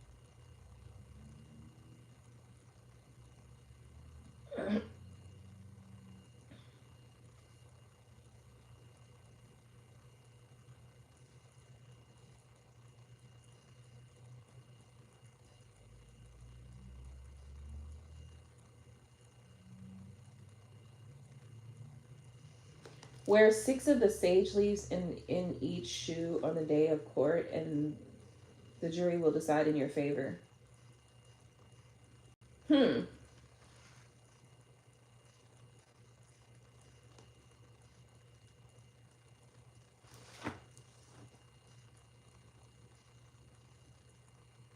Oh, good. Okay, yeah. Since this is pre-trial. Okay, you keep saying that too, but it's been like, woo, it's going right over my head. It's like, woo, woo. I don't know if I told y'all that, but I'm a little dingy sometimes. I'm smart as hell, fast as quick as a whip, but I'm also a little tiny bit dingy sometimes. And so that's what I'm actually going to be working on, because I literally was talking about that in the beginning of this video, and I don't think that is the dinginess. I think that literally is just, it's like, it's so confusing when that thing occurs in conversations with Ben. That's just like, what the fuck. So yeah. So I got a lot of things to like just kind of like figure out and discover with myself, and I think I'm glad that I'm able to like just kind of focus on myself and figure out like what I'm doing. Okay, so let me look back at the comments, see what's going on over here. I'm gonna flip you guys around here. So 8:30, it's 8 o'clock right now. Okay, yeah, so you got to go. So this is the pre-trial, so I have enough time. So keep one sock this out. So yeah, so that's I'm pretty sure that's what came up. There's one more that said write the name.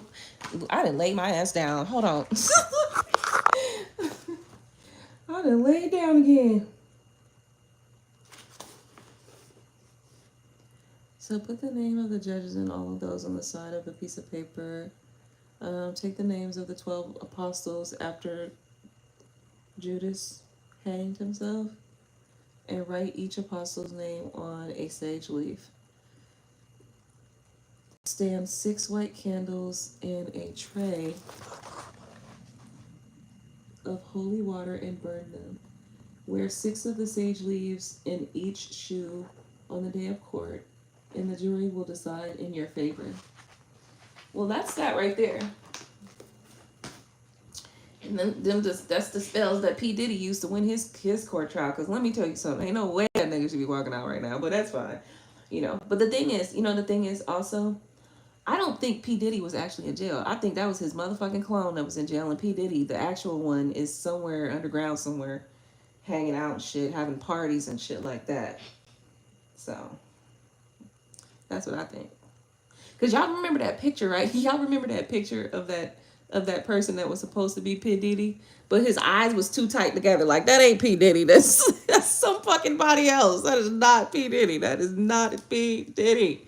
Nigga, eyes is all super close together. Like, that is not him. Like, man, I don't know. I don't give a fuck what nobody talking about. Like, your face, your eyes don't change like that. Like, of all things on the face, the eyes do not change like that.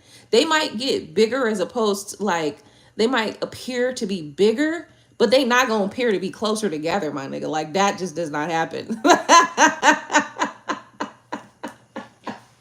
That is a clone. That's some fucking body else. That ain't goddamn P. Diddy. That is a fucking clone. So yeah, I'm grateful for the help. No problem. I will be able to do a little more later, but I'm just honestly right now I'm starting to feel a little tired, a little woozy. So I'm probably gonna be getting some rest in a second. But I had to come and document this conversation today because I want to be able to come back to it. I really want to be able to check my progress in the future on it. And so I was like, I need to also, I wanted to have this conversation to see about whether or not you guys understand, you know, the original conversation where this all started at. Like, have you guys, oh, sorry, have you guys had that same experience or is it just me? So, yeah. I need to get some garlic, some ginger because my throat is starting to get scratchy, and I am not interested in getting sick. You know what it was?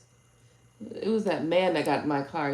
He had some sort of something, and I sneezed. And also another thing is, there are certain herbs that you can like use to make your opponent sick.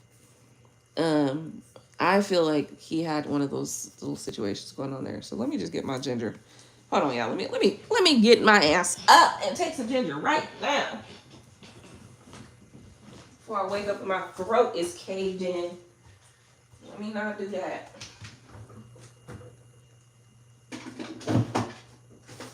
I got a big ass piece of ginger in here.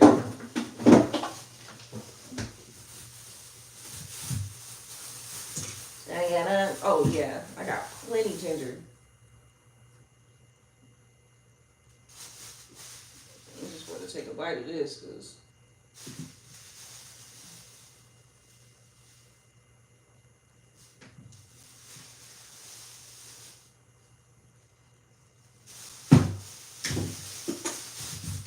yeah.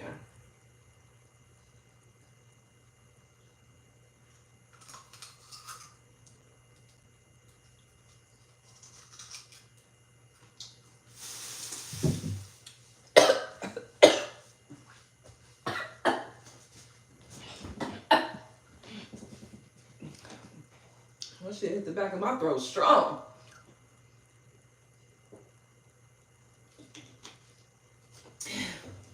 That's how you know you needed it. Okay, babes, you got this. No worries. No worries at all. It's all going to be working in your favor. Hold on, I gotta do my magical hand so you can see it. So you can see it. It's all going to work in your favor. Hold on, can you see it? In your favor. Okay. So that was me. That was me just, you know, making sure that you know everything's gonna work in your favor. Okay. That was my magical hand. You know, it's like my magical hand movement. This is the it's all gonna work in your favor. You know what I mean? That was my magical hand. Okay. So good. So we got that out the way. And ultimately, you know, this whole conversation kind of is probably a big part of a bigger conversation for real because, you know, as I begin to decompress, there's so much that has to come out that I have to like detox my mind from, my heart from. And that happens when you're going through a change or a breakup and stuff like that. I remember, so me and Gino actually we separated back in like 2012 or something like that. When he originally went over the road because he became an over the road truck driver, right? And so I was like he was leaving and stuff like that, and I just felt like he was just abandoning us, right? So so we basically had a separation during that time, and I remember him like being over the road, and I don't know if did we have cell phones or not? I don't know, but anyway, he was over the road, and like I literally legit had to start over. Like I had to get a new place. The place that I moved in didn't have no refrigerator, didn't have no stove. And so literally I had to like start from scratch. So back then, that's when I originally became vegan because I was buying, I was living in Tampa, like, I won't say North Tampa, but I was living near, like, north of Fletcher, like just north of Fletcher, right? And anyway, I was living up there, and I would go to the store to get like meat, and it would just start to smell so fucking bad. So that's when I ended up going vegan because it was nasty. It was just like when you can smell the meat in the package before you open it, and then you open it and it's just disgusting. Like I stopped eating meat because that was just so nasty. So then at that point, no, I'm talking about a totally different time period. I'm talking about two different time periods. I did end up going vegan at that time when I lived in North Tampa, just above Fletcher. But that was the second time I went vegan. The first time I went vegan was during that time when I didn't have that refrigerator or the stove. So I couldn't cook no food and I couldn't refrigerate my food. So I literally was basically I could only get like fresh fruits and vegetables, and there was a farmer's market not too far. So I started going to the farmer's market and just putting the fruits and vegetables on the countertop, and I just that's what I ate. I had to eat natural food that was from the earth. So this so funny because it's like sometimes I look back or think back to like some of the experiences that I've had, and sometimes because I'm so like I have this like enthusiastic slash optimistic disposition about life that sometimes people think that I ain't been through shit, right? Like bitch, I had a whole house with like I don't even did I even have a bed? I don't even know if I had a bed at that time.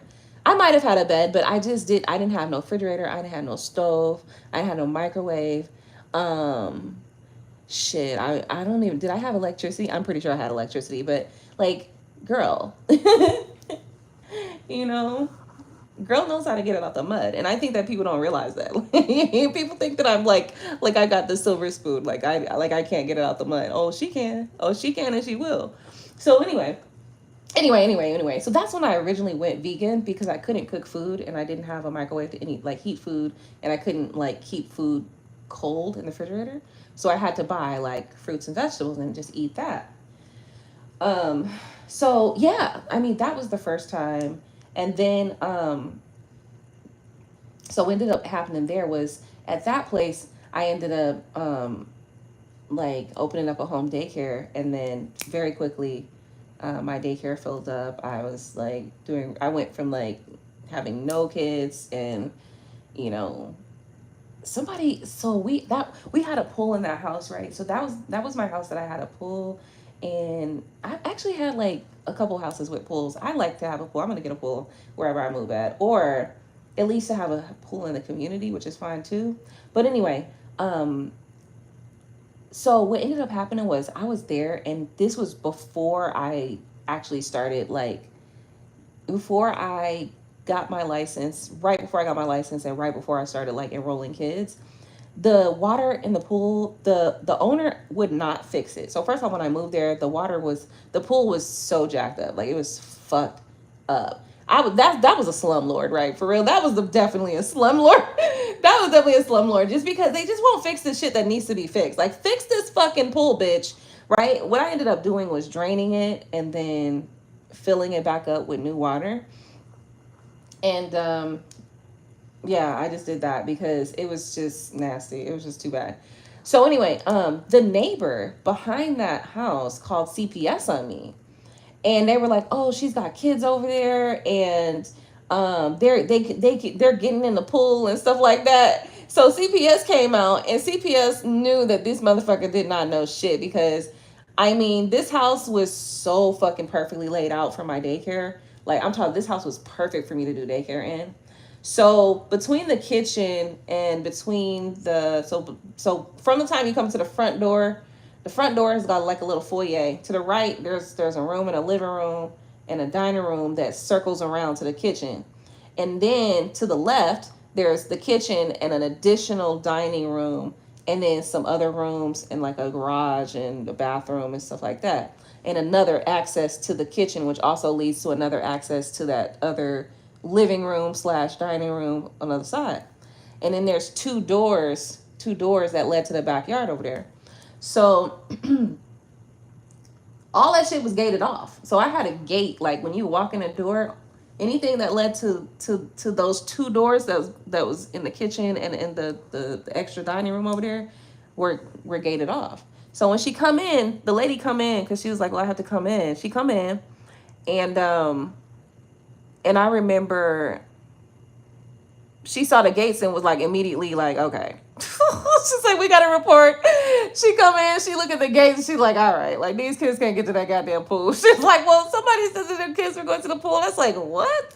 And I said, no. I was like, the landlord won't fix the pool, and my kids, they can't even, first off, they can't get to the pool, even though we do go in, we were going into the backyard from time to time, but I'm always right there with them. And we would go into the backyard because we were actually learning, we were making compost at the time. So at that time I had like this little section in the backyard where I had perfect space for a garden and a perfect space to do vegetables. And so like I got this trash can back there, this trash bin back there, and I was making compost in that trash bin. So that's why me and the kids would go back there, is because we were making compost. But I didn't tell her all that. I just ended up being like, I ended up just being like, nah, my kids can't even get back there. Like this part is gated off, so they can't access the pool. So, and then also on the doors, it got, how you got those handles for those childproof handles where the kids try to turn the doorknob and it just keeps turning and turning. So I had everything childproof. So when she walks in, she realizes that. So then she wants to obviously do what the fuck, just getting your goddamn business. So she's like, well, can I see the children's rooms and this and that and third? So I'm like, fine. So the kids didn't have beds. I think the kids didn't have beds. I didn't have a bed either, I don't think. I think I was sleeping on the floor too at the time, because this is like early, like when I just didn't have shit. I was on the floor. I had no refrigerator. Well, no, I think we had gotten a refrigerator by then because I was working towards getting my license. So, but it was like, I think I had just maybe gotten one of those refrigerator or stove or something like that. So anyway, she comes in, she looks around the kids' room or whatever. And I remember breaking down and just crying because, like, first off, I'm all alone. I'm here. I'm all alone. I don't have any family. Gino's over the road, so I'm by myself. The landlord won't fucking clean the pool, right? The neighbor is trying to call CPS on me. I'm a good fucking mom. I just didn't have shit. You know what I mean? Like, I didn't have a fucking thing. You know what I mean? And so somebody trying to call CPS on me was just like, are you fucking serious? Like, I am trying to set my house up and get things together so that I can start a daycare, so that I can actually, afford to get all the shit that I need to do, fix the fucking pool, so that I can actually, do all the things that I need to do to take care of myself and my kids, and not need no fucking help. And here you go, some asshole behind me, you know what I mean, just trying to be a fucking asshole. And maybe they weren't. Maybe they really thought that the kids was back there getting in the pool and shit like that. Like, I don't know. I think they were just being an asshole though, for real. But anyway. And so this lady comes in, and now these people have to come into your life, into your home, and they're judging you as they come into your home. So you're coming into my space and judging my life, right?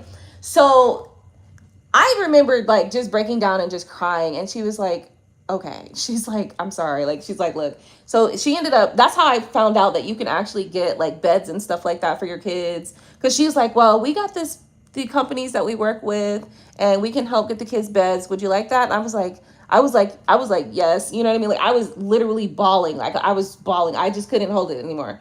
And that's the thing. That was during a time where I was experiencing different things that I just could not hold my emotions in, because it was so much going on, so much overwhelmed, that I would just start crying. And it wasn't all the time, but when it happens, it happens. Like at those moments, it was like so much going on, and the tears just would come out like on their own. Like, I can't hold it. So anyway, so she was just like, okay, well, we can help you by getting the kids some beds and stuff like that. And that way, the kids won't be on the floor. And I think that for sure. And then she said maybe some clothes or something like that. I don't remember whether it was clothes, but I know for sure they got the kids beds. So then they ended up delivering bunk beds for the kids, like, it might have been a day or so later. So that went down. So this is one of the things that I'm trying to really say here. Sometimes first off, people are gonna judge you regardless. Just know that. So like if you're feeling like people are judging you and like you don't know, um, like you don't honestly you can feel embarrassed about your life if you want to, but um, to me, I feel like you shouldn't hide that. It's more of a if you feel embarrassed about where you are right now or where things are or how your life is going right now, it should motivate you. It shouldn't make you mad. It shouldn't make you lash out at people. That's the wrong idea. The idea that you should be getting is, I got to get my shit together. That's only thing that should be coming from you feeling embarrassed about people judging your life. Like, that's the only response that you should really be getting.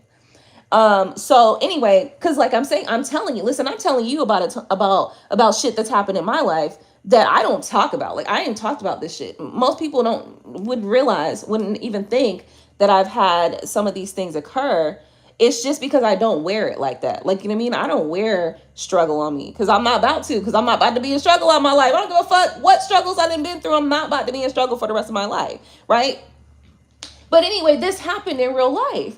So then that happened, right? I mean, I was bawling and she was just like, oh my goodness. Like, she felt bad because she was like, I see that you're trying to like get yourself together. Like, I see that you are doing things and you're making steps and making moves. So it's almost as though like the world is trying to get it was like the world is trying to tear you down, you know? So she helped me get the kids' beds. And then the licensing lady ended up coming shortly after that. And when the licensing lady came, I'm not sure if I had cleaned the pool out or whatever, but they were gonna tell me that I had to get like a tarp for the pool, but they ended up saying that I didn't need to because I had it gated off. The kids literally had no access to the pool, so there was no need for me to do that. So they were like, okay, no problem, and you know, just don't let nobody back there. You know what I mean? Just make sure no kids get back there, and you should be fine. But then the licensing lady comes and she started gaming me. I'm talking about she gamed me up. Like, bro, she was like, okay. She's like, look, she's like, you got this, you got that. She saw it's like people can see when you are trying to do something. And when you're trying to do something, even if the devil himself is trying to keep you down, somebody, this is why you have to have faith. You have to have faith and you have to have belief and you have to have knowing, because somebody from somewhere, somebody is going to see and is going to help you. And I know this from personal experience. When I was in my worst positions and I'm literally like I have nothing. Literally I have nothing. It's what I was experiencing at that time. I have nothing, but I'm still making the effort to get where I need to go. Like, it doesn't fucking matter if I'm starting from nothing. I will get where I need to go. She came in there and she looked around and she was like, okay, you got this going on. She made me fix some stuff, whatever. She made me make a couple of changes or whatever. Then she sat down and she said, okay, look, she says, you need to contact these people, these people, these people, and these people. They're going to give you food for the students, whatever. Like, you're going to be able to get food wherever you go. Like, if you want to go to Sam's and go shopping and get the stuff in bulk, and they will pay you to feed the children. Then she started telling me about other programs where basically I would be coming out of pocket for basically nothing that I was doing. And she sat down with me and she gave me like a list of all the places that I could get like food services from, that I can get tools and materials to keep the kids, because I was like very focused on like education and educating the younger babies and stuff like that. So the way that my classroom was set up was actually set up like a childcare facility, because that's where most of my experience was in childcare facility, but I was switching and transitioning to home daycare. So she sat down and gamed me up. She gave me every resource that I would ever need to be quickly successful and to also make sure that I could recoup some of the money that I was putting into this process. Because she could see too. People can see when you are giving effort and when you're really trying to just do things, do good things, to be a good person, when you're really trying to get it out the mud. And they will fucking help you if they see the good in you, right? So this is why, like, trying to be like, sometimes people be trying to be all macho or trying to be all fucking wearing a mask and shit. Bitch, take that fucking mask off. Because people can't help you if they don't know what the fuck you need help with. People cannot help you if they don't know what the fuck you need help with. When I started crying, that CPS lady came in there and she was just like, I see that. First off, the kids were happy. The kids were eating. You know what I mean? Like, it's like the kids at the moment, they were sitting down at the table and stuff like that, and they were eating and stuff like that. So she was like, okay, these kids are happy. They're healthy. You know what I mean? They're normal kids. They telling jokes and shit like that. They trying to share their food with me and da da da. So she could tell automatically, okay, ain't nothing wrong with these kids. These kids is in good hands. They fine. Right. And then, when she walked around and she saw that my kids didn't have beds, she was like, okay, well, we can get them this and that and the third. I'm just telling you, like, people have walked in my life, not knowing me from Adam, and have helped me when I was in tough situations because they can see, you know what I mean? And also vulnerability and transparency is so important for those reasons. Because if you're trying to be, oh, I don't need you, I don't need no help, I don't need this and I don't need that, okay, no problem. You don't need it. I'm going over here and help somebody who does need it.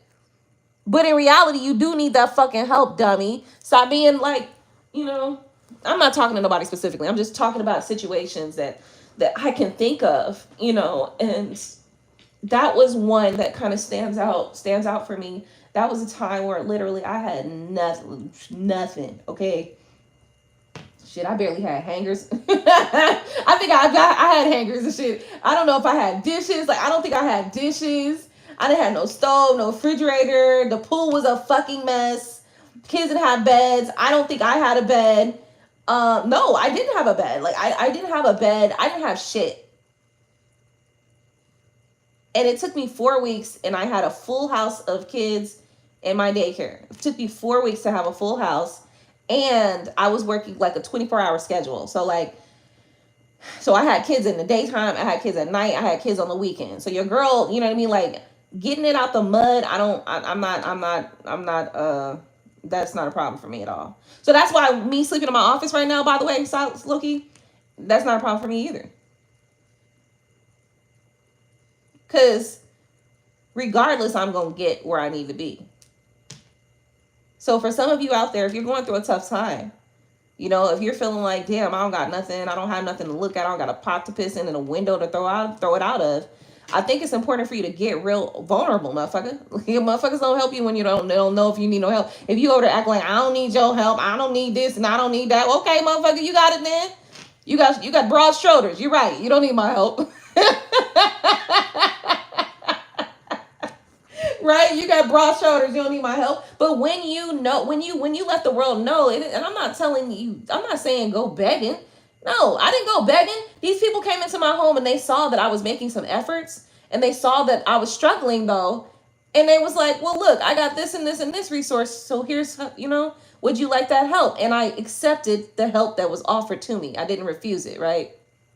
Sometimes people just, it's like you want people to help you, but then you don't want the help because you don't want to tell people what you need help with, or you want to do it sometimes in only your way, and that's not always how it works.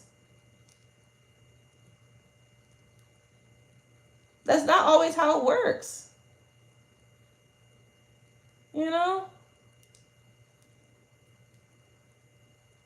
Anyway, I don't know how I got to that conversation. Let me see. Am I here by myself? I don't know. I just, look, like, sometimes people really think that, like, you don't know shit. Like, what, bitch? Like, what do you mean?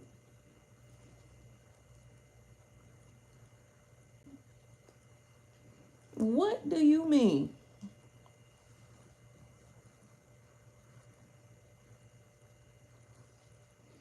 I think it was like, what parties? Yep. Nope. I had no furniture. No. I think I had a couch. I did have a couch. And did I have a table? No, I think I got rid of the table, but I think I had a couch. And no, I might have had one. I think I did have a table. It was an old table that we ended up bringing over with us. And maybe like some bookshelves and stuff, shit like that. Like, literally, I had nothing. Make you a nice little pallet on the floor or sleep on the couch, and there you go. Right? You know what I mean? You got that sleeping bag together, bitch. Or an air mattress. They they got real good air mattresses nowadays. You know what I mean? Back in my day, they didn't have no fucking good air mattresses. The motherfuckers be deflated the next damn day. You be sleeping on the floor. It'd be a brand new air mattress. You be sleeping on the floor by the end of the by the next hour. They got some good air mattresses nowadays. Some motherfuckers stay up and shit like that. You can't even tell it's an air mattress. You lay down on motherfuckers. This is a good air mattress. You spend on it about $80, about $150. I'd be mad as fuck though if you spend $150 on an air mattress and that motherfucker still do what the old school ones do. You still laying on the floor in an hour and like, bitch, I'll be pissed. So yeah, sometimes that's the funny part. It's like sometimes people think like that's another thing too. When you going through like a difficult time in your life, that is one of the biggest opportunities too. That's one of the biggest opportunities, and a lot of people fumble. A lot of people fumble difficult times because it's like they get stuck in this sunken place. You know what I mean? You know, remember that movie Get Out? And remember when she started turning the tea thing and he started falling deeper and deeper into his mind? Remember how he was like going down, he was like falling down like a black hole and reaching for like, that's what I'm saying. Like, that's the sunken place. It's like the sunken place is exactly that. It's a black hole that you're falling into and there's never an end. You just keep falling. Just keep falling. Sometimes people go through like a difficulty or like something difficult and they stay in that state of mind. Or they get really like they become very negative, you know? But that's why faith is so important. Faith is so important. And let me tell you one of the best and biggest ways to one of the best ways to find your faith is looking at past experiences where you didn't think things was going to work out and they worked the fuck out. Me right now, I'm literally that's why I started talking about that situation, because I'm sleeping on this futon right now in my office. It's uncomfortable as fuck, okay? I have literally not a lot of money right now. Like my money completely dried up, right? And I'm trying to figure it out. Like, was it that somebody had aimed for me? Which it really at the end of the day, what I've come to and what I'm discovering for myself is this. Look, it don't matter if motherfuckers is trying to put hexes and curses on you, shit like that. I ain't agreeing to that shit no more. Fuck you, bitch. If you want to be broke, I'm sending that shit back to you, okay? Whatever fucking hexes, curses, spells, casts have been sent upon me, okay? I no longer agree to those contracts. I send this shit back where the fuck it came from, okay? All right? Ashe. So here's what I'm discovering for myself. You know, you have to make an agreement to that shit. We talked about this before, and I was aware of that. But sometimes you wobble a little bit when you have doubtful energies around you or something like that. So anyway, furthermore, let me say this. So like faith, and one of the best, easiest ways to access your faith is when you look at past experiences where you didn't think shit was going to work out and it did. And that's why I could look back at that time period, because I had nothing. Wasn't no beds, wasn't no stove, wasn't no refrigerator. It was bad, okay? And then, hold on, to make matters worse, so I did end up getting my daycare started, right? And then some fucking animal fell into the walls and died. Okay? Some fucking animal. I don't know what kind of animal it was. I don't know if it was a possum, a raccoon, or a squirrel. I don't know. But some fucking animals started finding their ways into the walls of the place and died in the walls. Okay? So the whole house smelled like a dead something. Okay? So that was just a whole mess. That's another thing. Like, I realized there was first off, me coming on this magical path is a necessity. It was an absolute fucking necessity, because bitches been throwing magic at me for a long fucking time and I ain't realizing it. I didn't realize realize it until it was aiming at my marriage, and I'm like, oh, y'all got me fucked up, bitch. Now look at me, sleeping on a goddamn futon.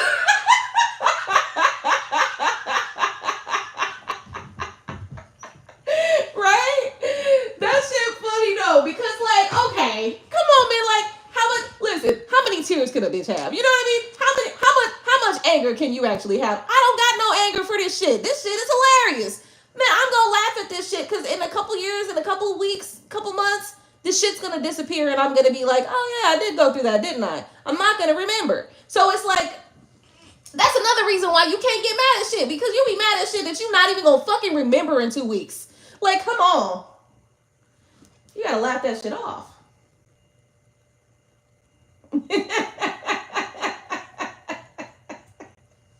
The goddamn, I don't know if it was a squirrel, a raccoon, or like a rat or something that fell in the fucking wall and died, okay?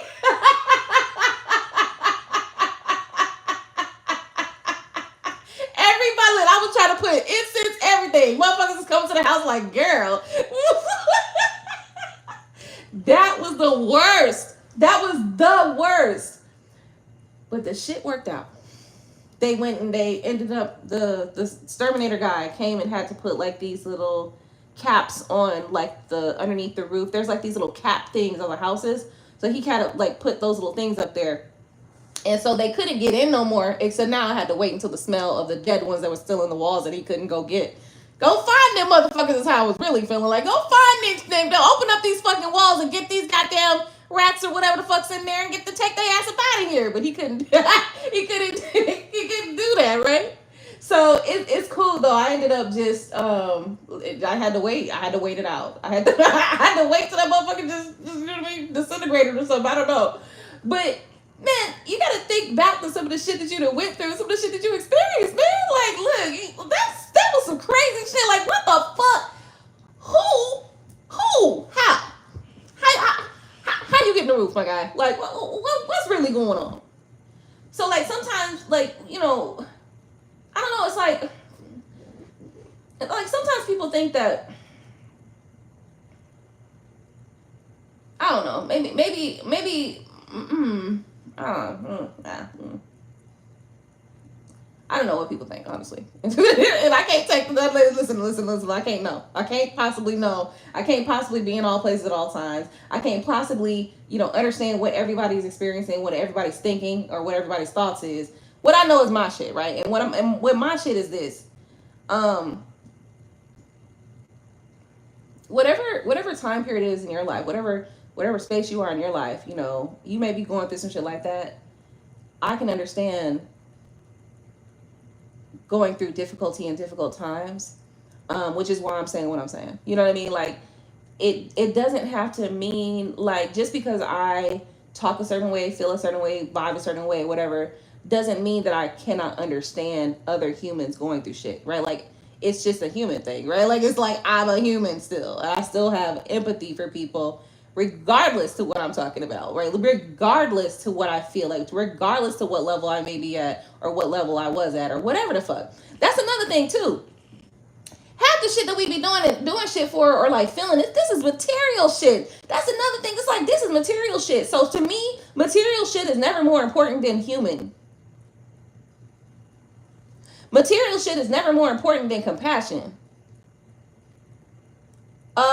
Material shit is never more important than being a fucking good person. And I think that people fail to realize that. It's probably because it's fucking internet culture and shit like that, where people just get on the internet and just show the ugliest side. People show the ugliest side of themselves on the internet, for real.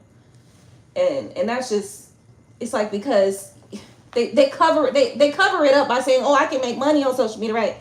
But in reality, you're just a fucked up person, right? Like, some of these people you're just a fucked up ass bitch. That's what this really is. Okay? And you're trying to use the internet to cover it up. But no, bitch, you're just a fucked up person. So, life is not always the easiest, but it's about how you come out of it. One, it's about how you look at it. Two, it's about how you perceive it and how you allow yourself to get through it, man. Okay? If you think that there's people who, I mean, obviously there are some people who've never been through any type of struggle, but most people have been through something.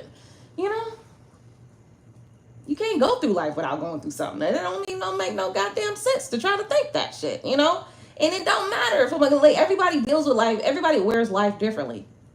I choose to wear life like, well, shit, goddamn. That was hilarious. I choose to live life like that. Because why am I going to be sitting here mad and grumpy and all that? Fuck that. No, no, no. If I live to be 125 years old, I don't listen. I want to look young for as long as I can look young. I don't want to be like, look, I don't want to turn 42 and be looking like I'm 30. Like hold on. I don't want to be 42 and looking like I'm 82. You know what I mean? Like, I don't want to wear, I don't want to look like what I've been through. You feel me? Like, I don't want to look like what I've been through. And a part of that, right? A part of looking like what you've been through is how you allow yourself to experience life. What I mean by that is this. If like anger, stress, fear, there's certain energies that cause you to age, in my opinion. This is my opinion. Now, I don't know if it's scientifically backed, but I'm almost certain that I can go and find some scientific data that it proves that what I'm saying is the truth. I just don't know it for sure, right? So I'm just say that this is my opinion. In my opinion, you age yourself with certain energies. When you always upset and angry, when you always shocking your own fucking system with like unnecessary like outbursts and shit like that, or like when you are always fearful, you're always worried. Those things age you. I'm certain of that. How do I know that? Just watching life and watching people in life.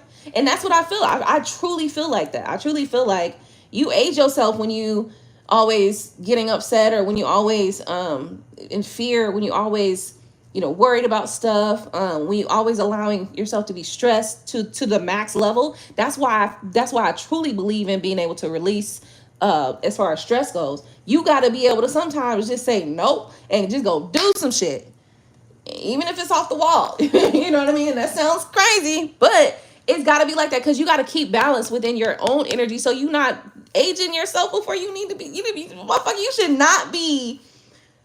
Y'all remember LeBron James? Y'all remember LeBron was in high school and this nigga looked like somebody daddy? You know what I mean? Like, come on. Like, you should not be 17 looking like you 39. Like, you should not be, 35 looking like you 62. Like, come on. So a part of staying young is, one, not taking everything so fucking seriously. You can't take everything so fucking seriously. And that's not to say that everything is a joke or everything should be funny and lighthearted, because everything is not. But, you're going to have those scenarios like when somebody dies, or like when some real shit happens, you're going to have those moments where you got to be serious. So why choose to always be serious when everything ain't needed? It ain't needed. You need to fucking relax is what you need to do. You need to relax, goddammit. So, yeah, that's a kind of a little bit of some of the things that I might have experienced a little bit. What else? I'm trying to think of like what else I might have experienced or gone through. Shit, I was sleeping in the car for a little while when I was in when I had so after that place that I lived in, I ended up doing my daycare, had my daycare for a little while. And then my grandfather got sick, and out of nowhere, I just kind of like spazzed out or something. I don't know what the fuck happened. So I was just like, okay, well, maybe I need to go stay with my grandparents and, help my grandfather get healthy and da-da-da. Because I was like, I think I was scared that he was going to die and stuff like that. And so I just like basically closed down my daycare. And then I basically moved to up there. And then I realized this is not going to work out. And then I drove cross the country to California, and then that didn't work out. And so I was sleeping in my car for a little bit. And then I ended up sleeping in the hotels for a little while. And then I ended up, after a while, I was like, this is not going to work out. And I drove back to Florida. And then I was in a hotel for a little bit until I found a place. And then I found a place. and moved to that place. And yeah, like me and my kids. So like it's me and my kids. I got 3 kids, and at the time they were like little cuties. They were like in elementary school. They were little young, like 4, 5, 8, something like that, like 7 or something like that. And I had 3 kids, and they all slept in one room. I gave them the master bedroom, and I took the other room. I gave them the master bedroom so they could have enough space and enough stuff in their room, whatever. And they shared one bedroom. You know what I mean? All 3 of them shared one bedroom. And then yeah, we stayed in a 2 bedroom for like for a little bit, for a couple of years actually. So, and then I found the place that we were living in together for like the last 9 years. We was only supposed to be at that place for 1 year. It ended up being a stint, okay? It ended up being a bid, okay? I did a 9-year bid there. So now I'm trying to figure out like what am I doing next? I don't know. I've considered moving out of state. I've considered moving like to Georgia, or like definitely cannot do Alabama. Definitely not about to do Louisiana. I mean Mississippi. But I might do New Orleans. I might do New Orleans. Like I might move there, but I don't know. I don't know. I don't know. I'm still trying to figure out what I'm gonna do. I thought about moving to Thailand also, or like abroad. So I'm kind of in a place where I'm just figuring out what I want to do, and day by day, like as I'm here and away, I'm like discovering, oh, that's what I was saying. So I'm like kind of discovering new stuff and just unfolding and decompressing, and just kind of little bit by little bit pulling back layers. And you know what I mean? That's what I was trying to say. Back in 2012 or 2013, me and Gino actually separated.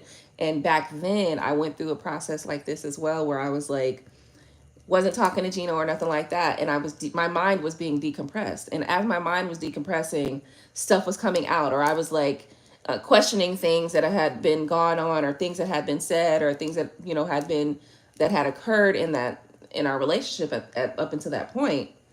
And it's like you realize so many things when you get that time to really just focus on yourself and just really kind of work through your own thoughts and things like that. You start discovering a lot of shit.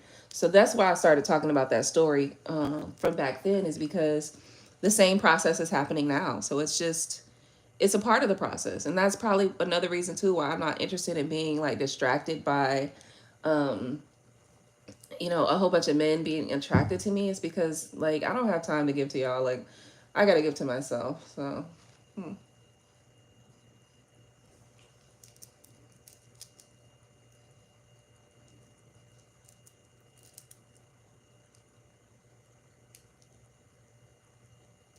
it's more of a matter of just like I don't know. I feel like maybe like like a friend or whatever, or somebody that you're friends with or whatever, it could be cool. But like when it comes to like dating or like trying to find another mate, ugh. That's how I feel about that right now. I don't know how long that's gonna last, but for now I'm okay with that, because I need that time for myself to really just kind of figure out what I want my life to look like and what I want to do in the future, like where I want to go with life, from here. So I'm okay with that being like that, feeling like that, not really wanting to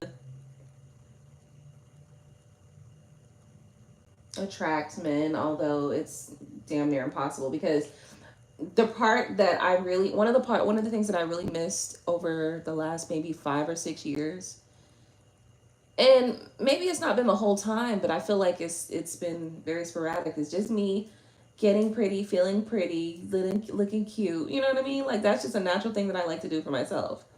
So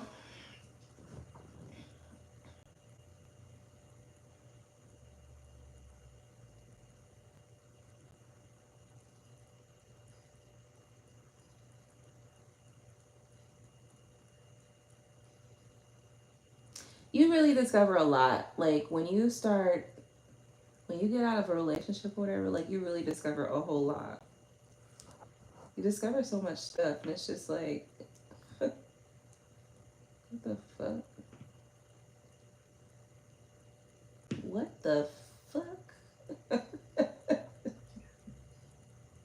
I'm having so much fun though. Like I have fun with myself, honestly. And I've been, I don't even know when I left, but I know it's been at least a month. And so for like the first 2 to 3 weeks, I didn't make any videos. Like I didn't go live at all for like the first 2 to 3 weeks, or maybe even 4 weeks for real. I don't even know how long it's been now. Like honestly, it's been a little while.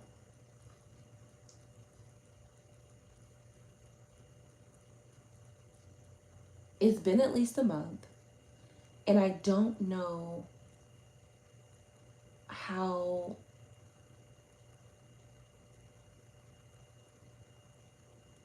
I don't know. I don't know. Side note, I gotta call out something really fucking weird that just happened yesterday. So yesterday I was driving and I was downtown, and this guy literally was a fucking NPC.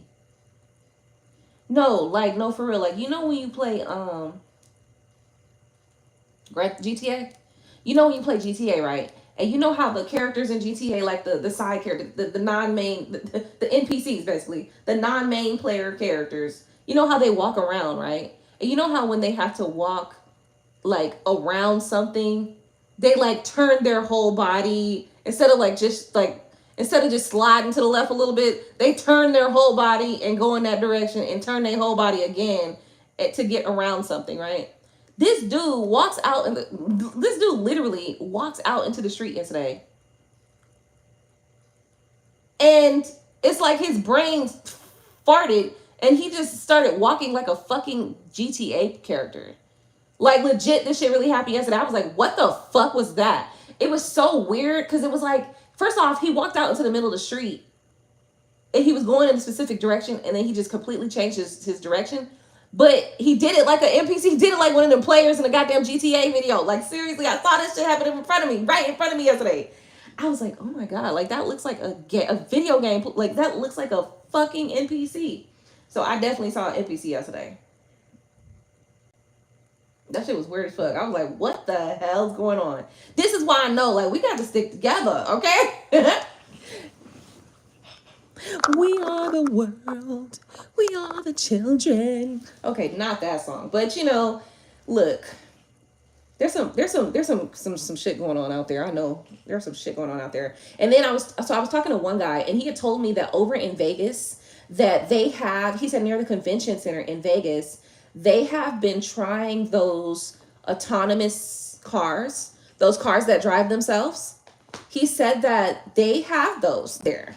And he said that it's like in the convention center area. And he said that they all like, they just go about their business. They go driving around. They are in perfect unison and perfect like movements, perfect motion and shit like that. So y'all, they putting clones on the streets and goddamn cars that drive themselves. So, I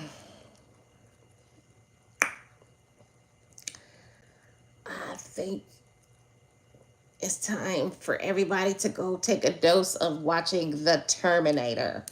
Okay, because you know, some of y'all need to learn how to put some explosives together. Okay. Because it's looking like it's gonna be a cybernetic war. Okay, it looking like it. Because they get serious out in these streets. Okay. They get serious. Well, I guess I'm done talking to myself.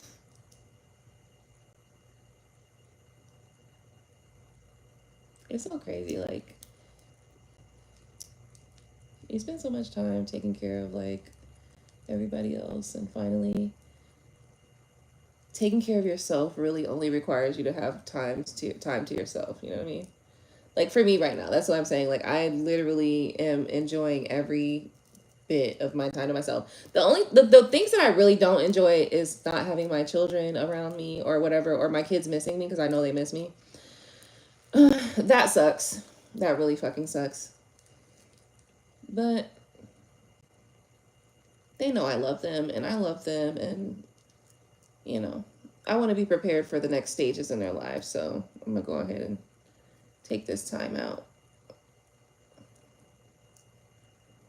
so that when they get to the point where when they like, Mom, I gotta start a new business, I want to be like, boom, here's 25K. I got you. Here's your first investment. Like, I want to be able to do that. Like, just when my kids are ready to start their first business, I want to be able to invest, be the first investor. So there's so many things that I'm excited about life, you know, that I don't really feel that I was having the excitement about recently. I just feel like I don't even think it's that, I don't know, like, so much I want to say right now, but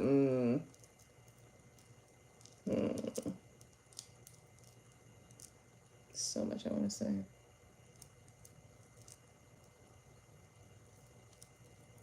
There is so much to say, but sometimes saying it, sometimes not saying it is better.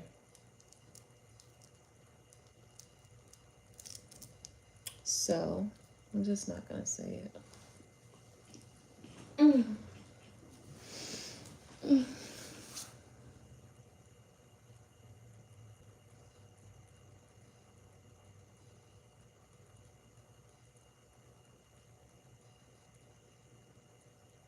I do miss cuddling though.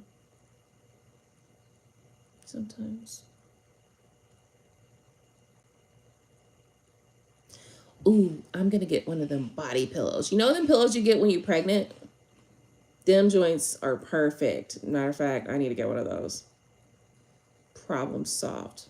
I went to a puppy shop yesterday. I want to get a puppy. I went to a puppy shop yesterday, and I saw the cutest little Bichon Frise. I saw the cutest little Bichon Frise, and then I also saw the cutest Siberian Husky. Except the Siberian Husky was like looking depressed as hell. So, and I talked to Gino. He was like, "Yeah, it's because he's in inclement weather for himself, right? Like a Siberian Husky, this is not his climate." And he's probably right, because he's supposed to be in snow. Like, he's supposed to be where it's cold at, because that's why they have such big furs. So I thought that was pretty funny, because it's like, I was like, oh, you might be right. This nigga was in there looking depressed as hell. Like, it's hot in this bitch. Somebody cut the fur or get me the hell out this motherfucker and send me to Antarctica.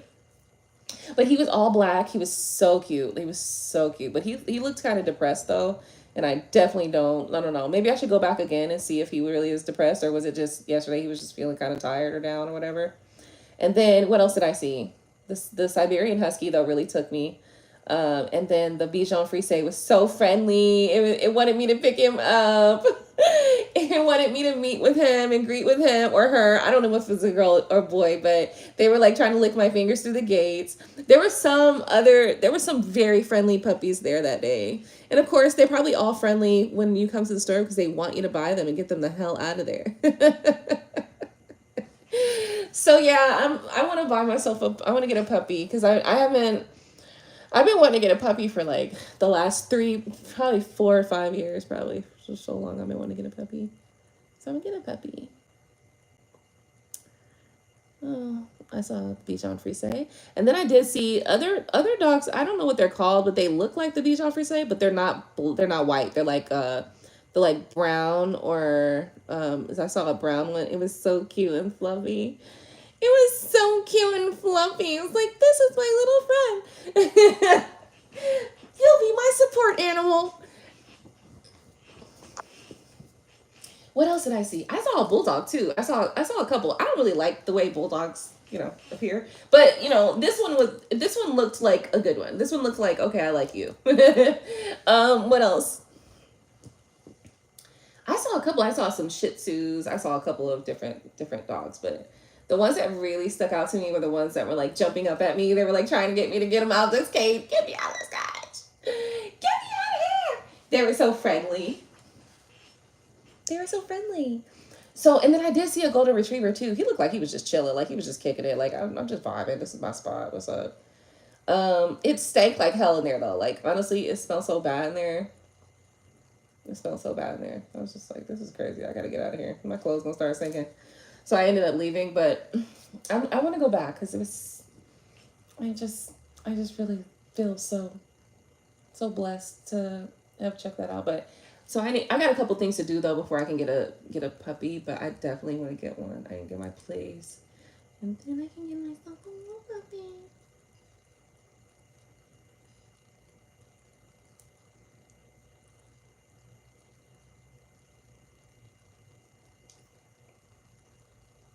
The cutest little dogs.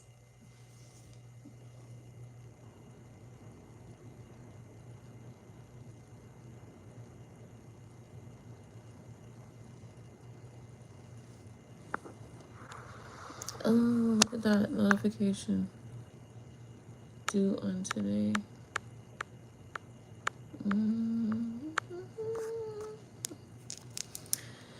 Okay. Life's reminders. So, today in this conversation, it has been quite a few conversations that I've had.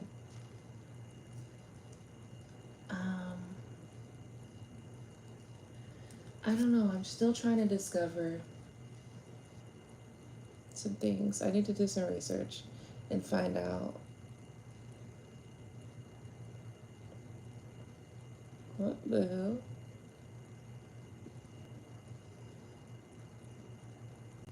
I'm falling asleep, guys. So I'm gonna end this video here.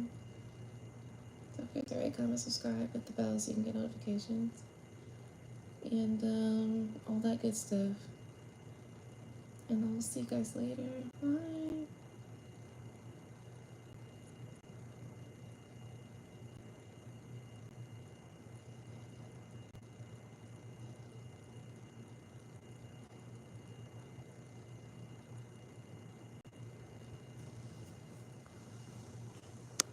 And that notification is still there.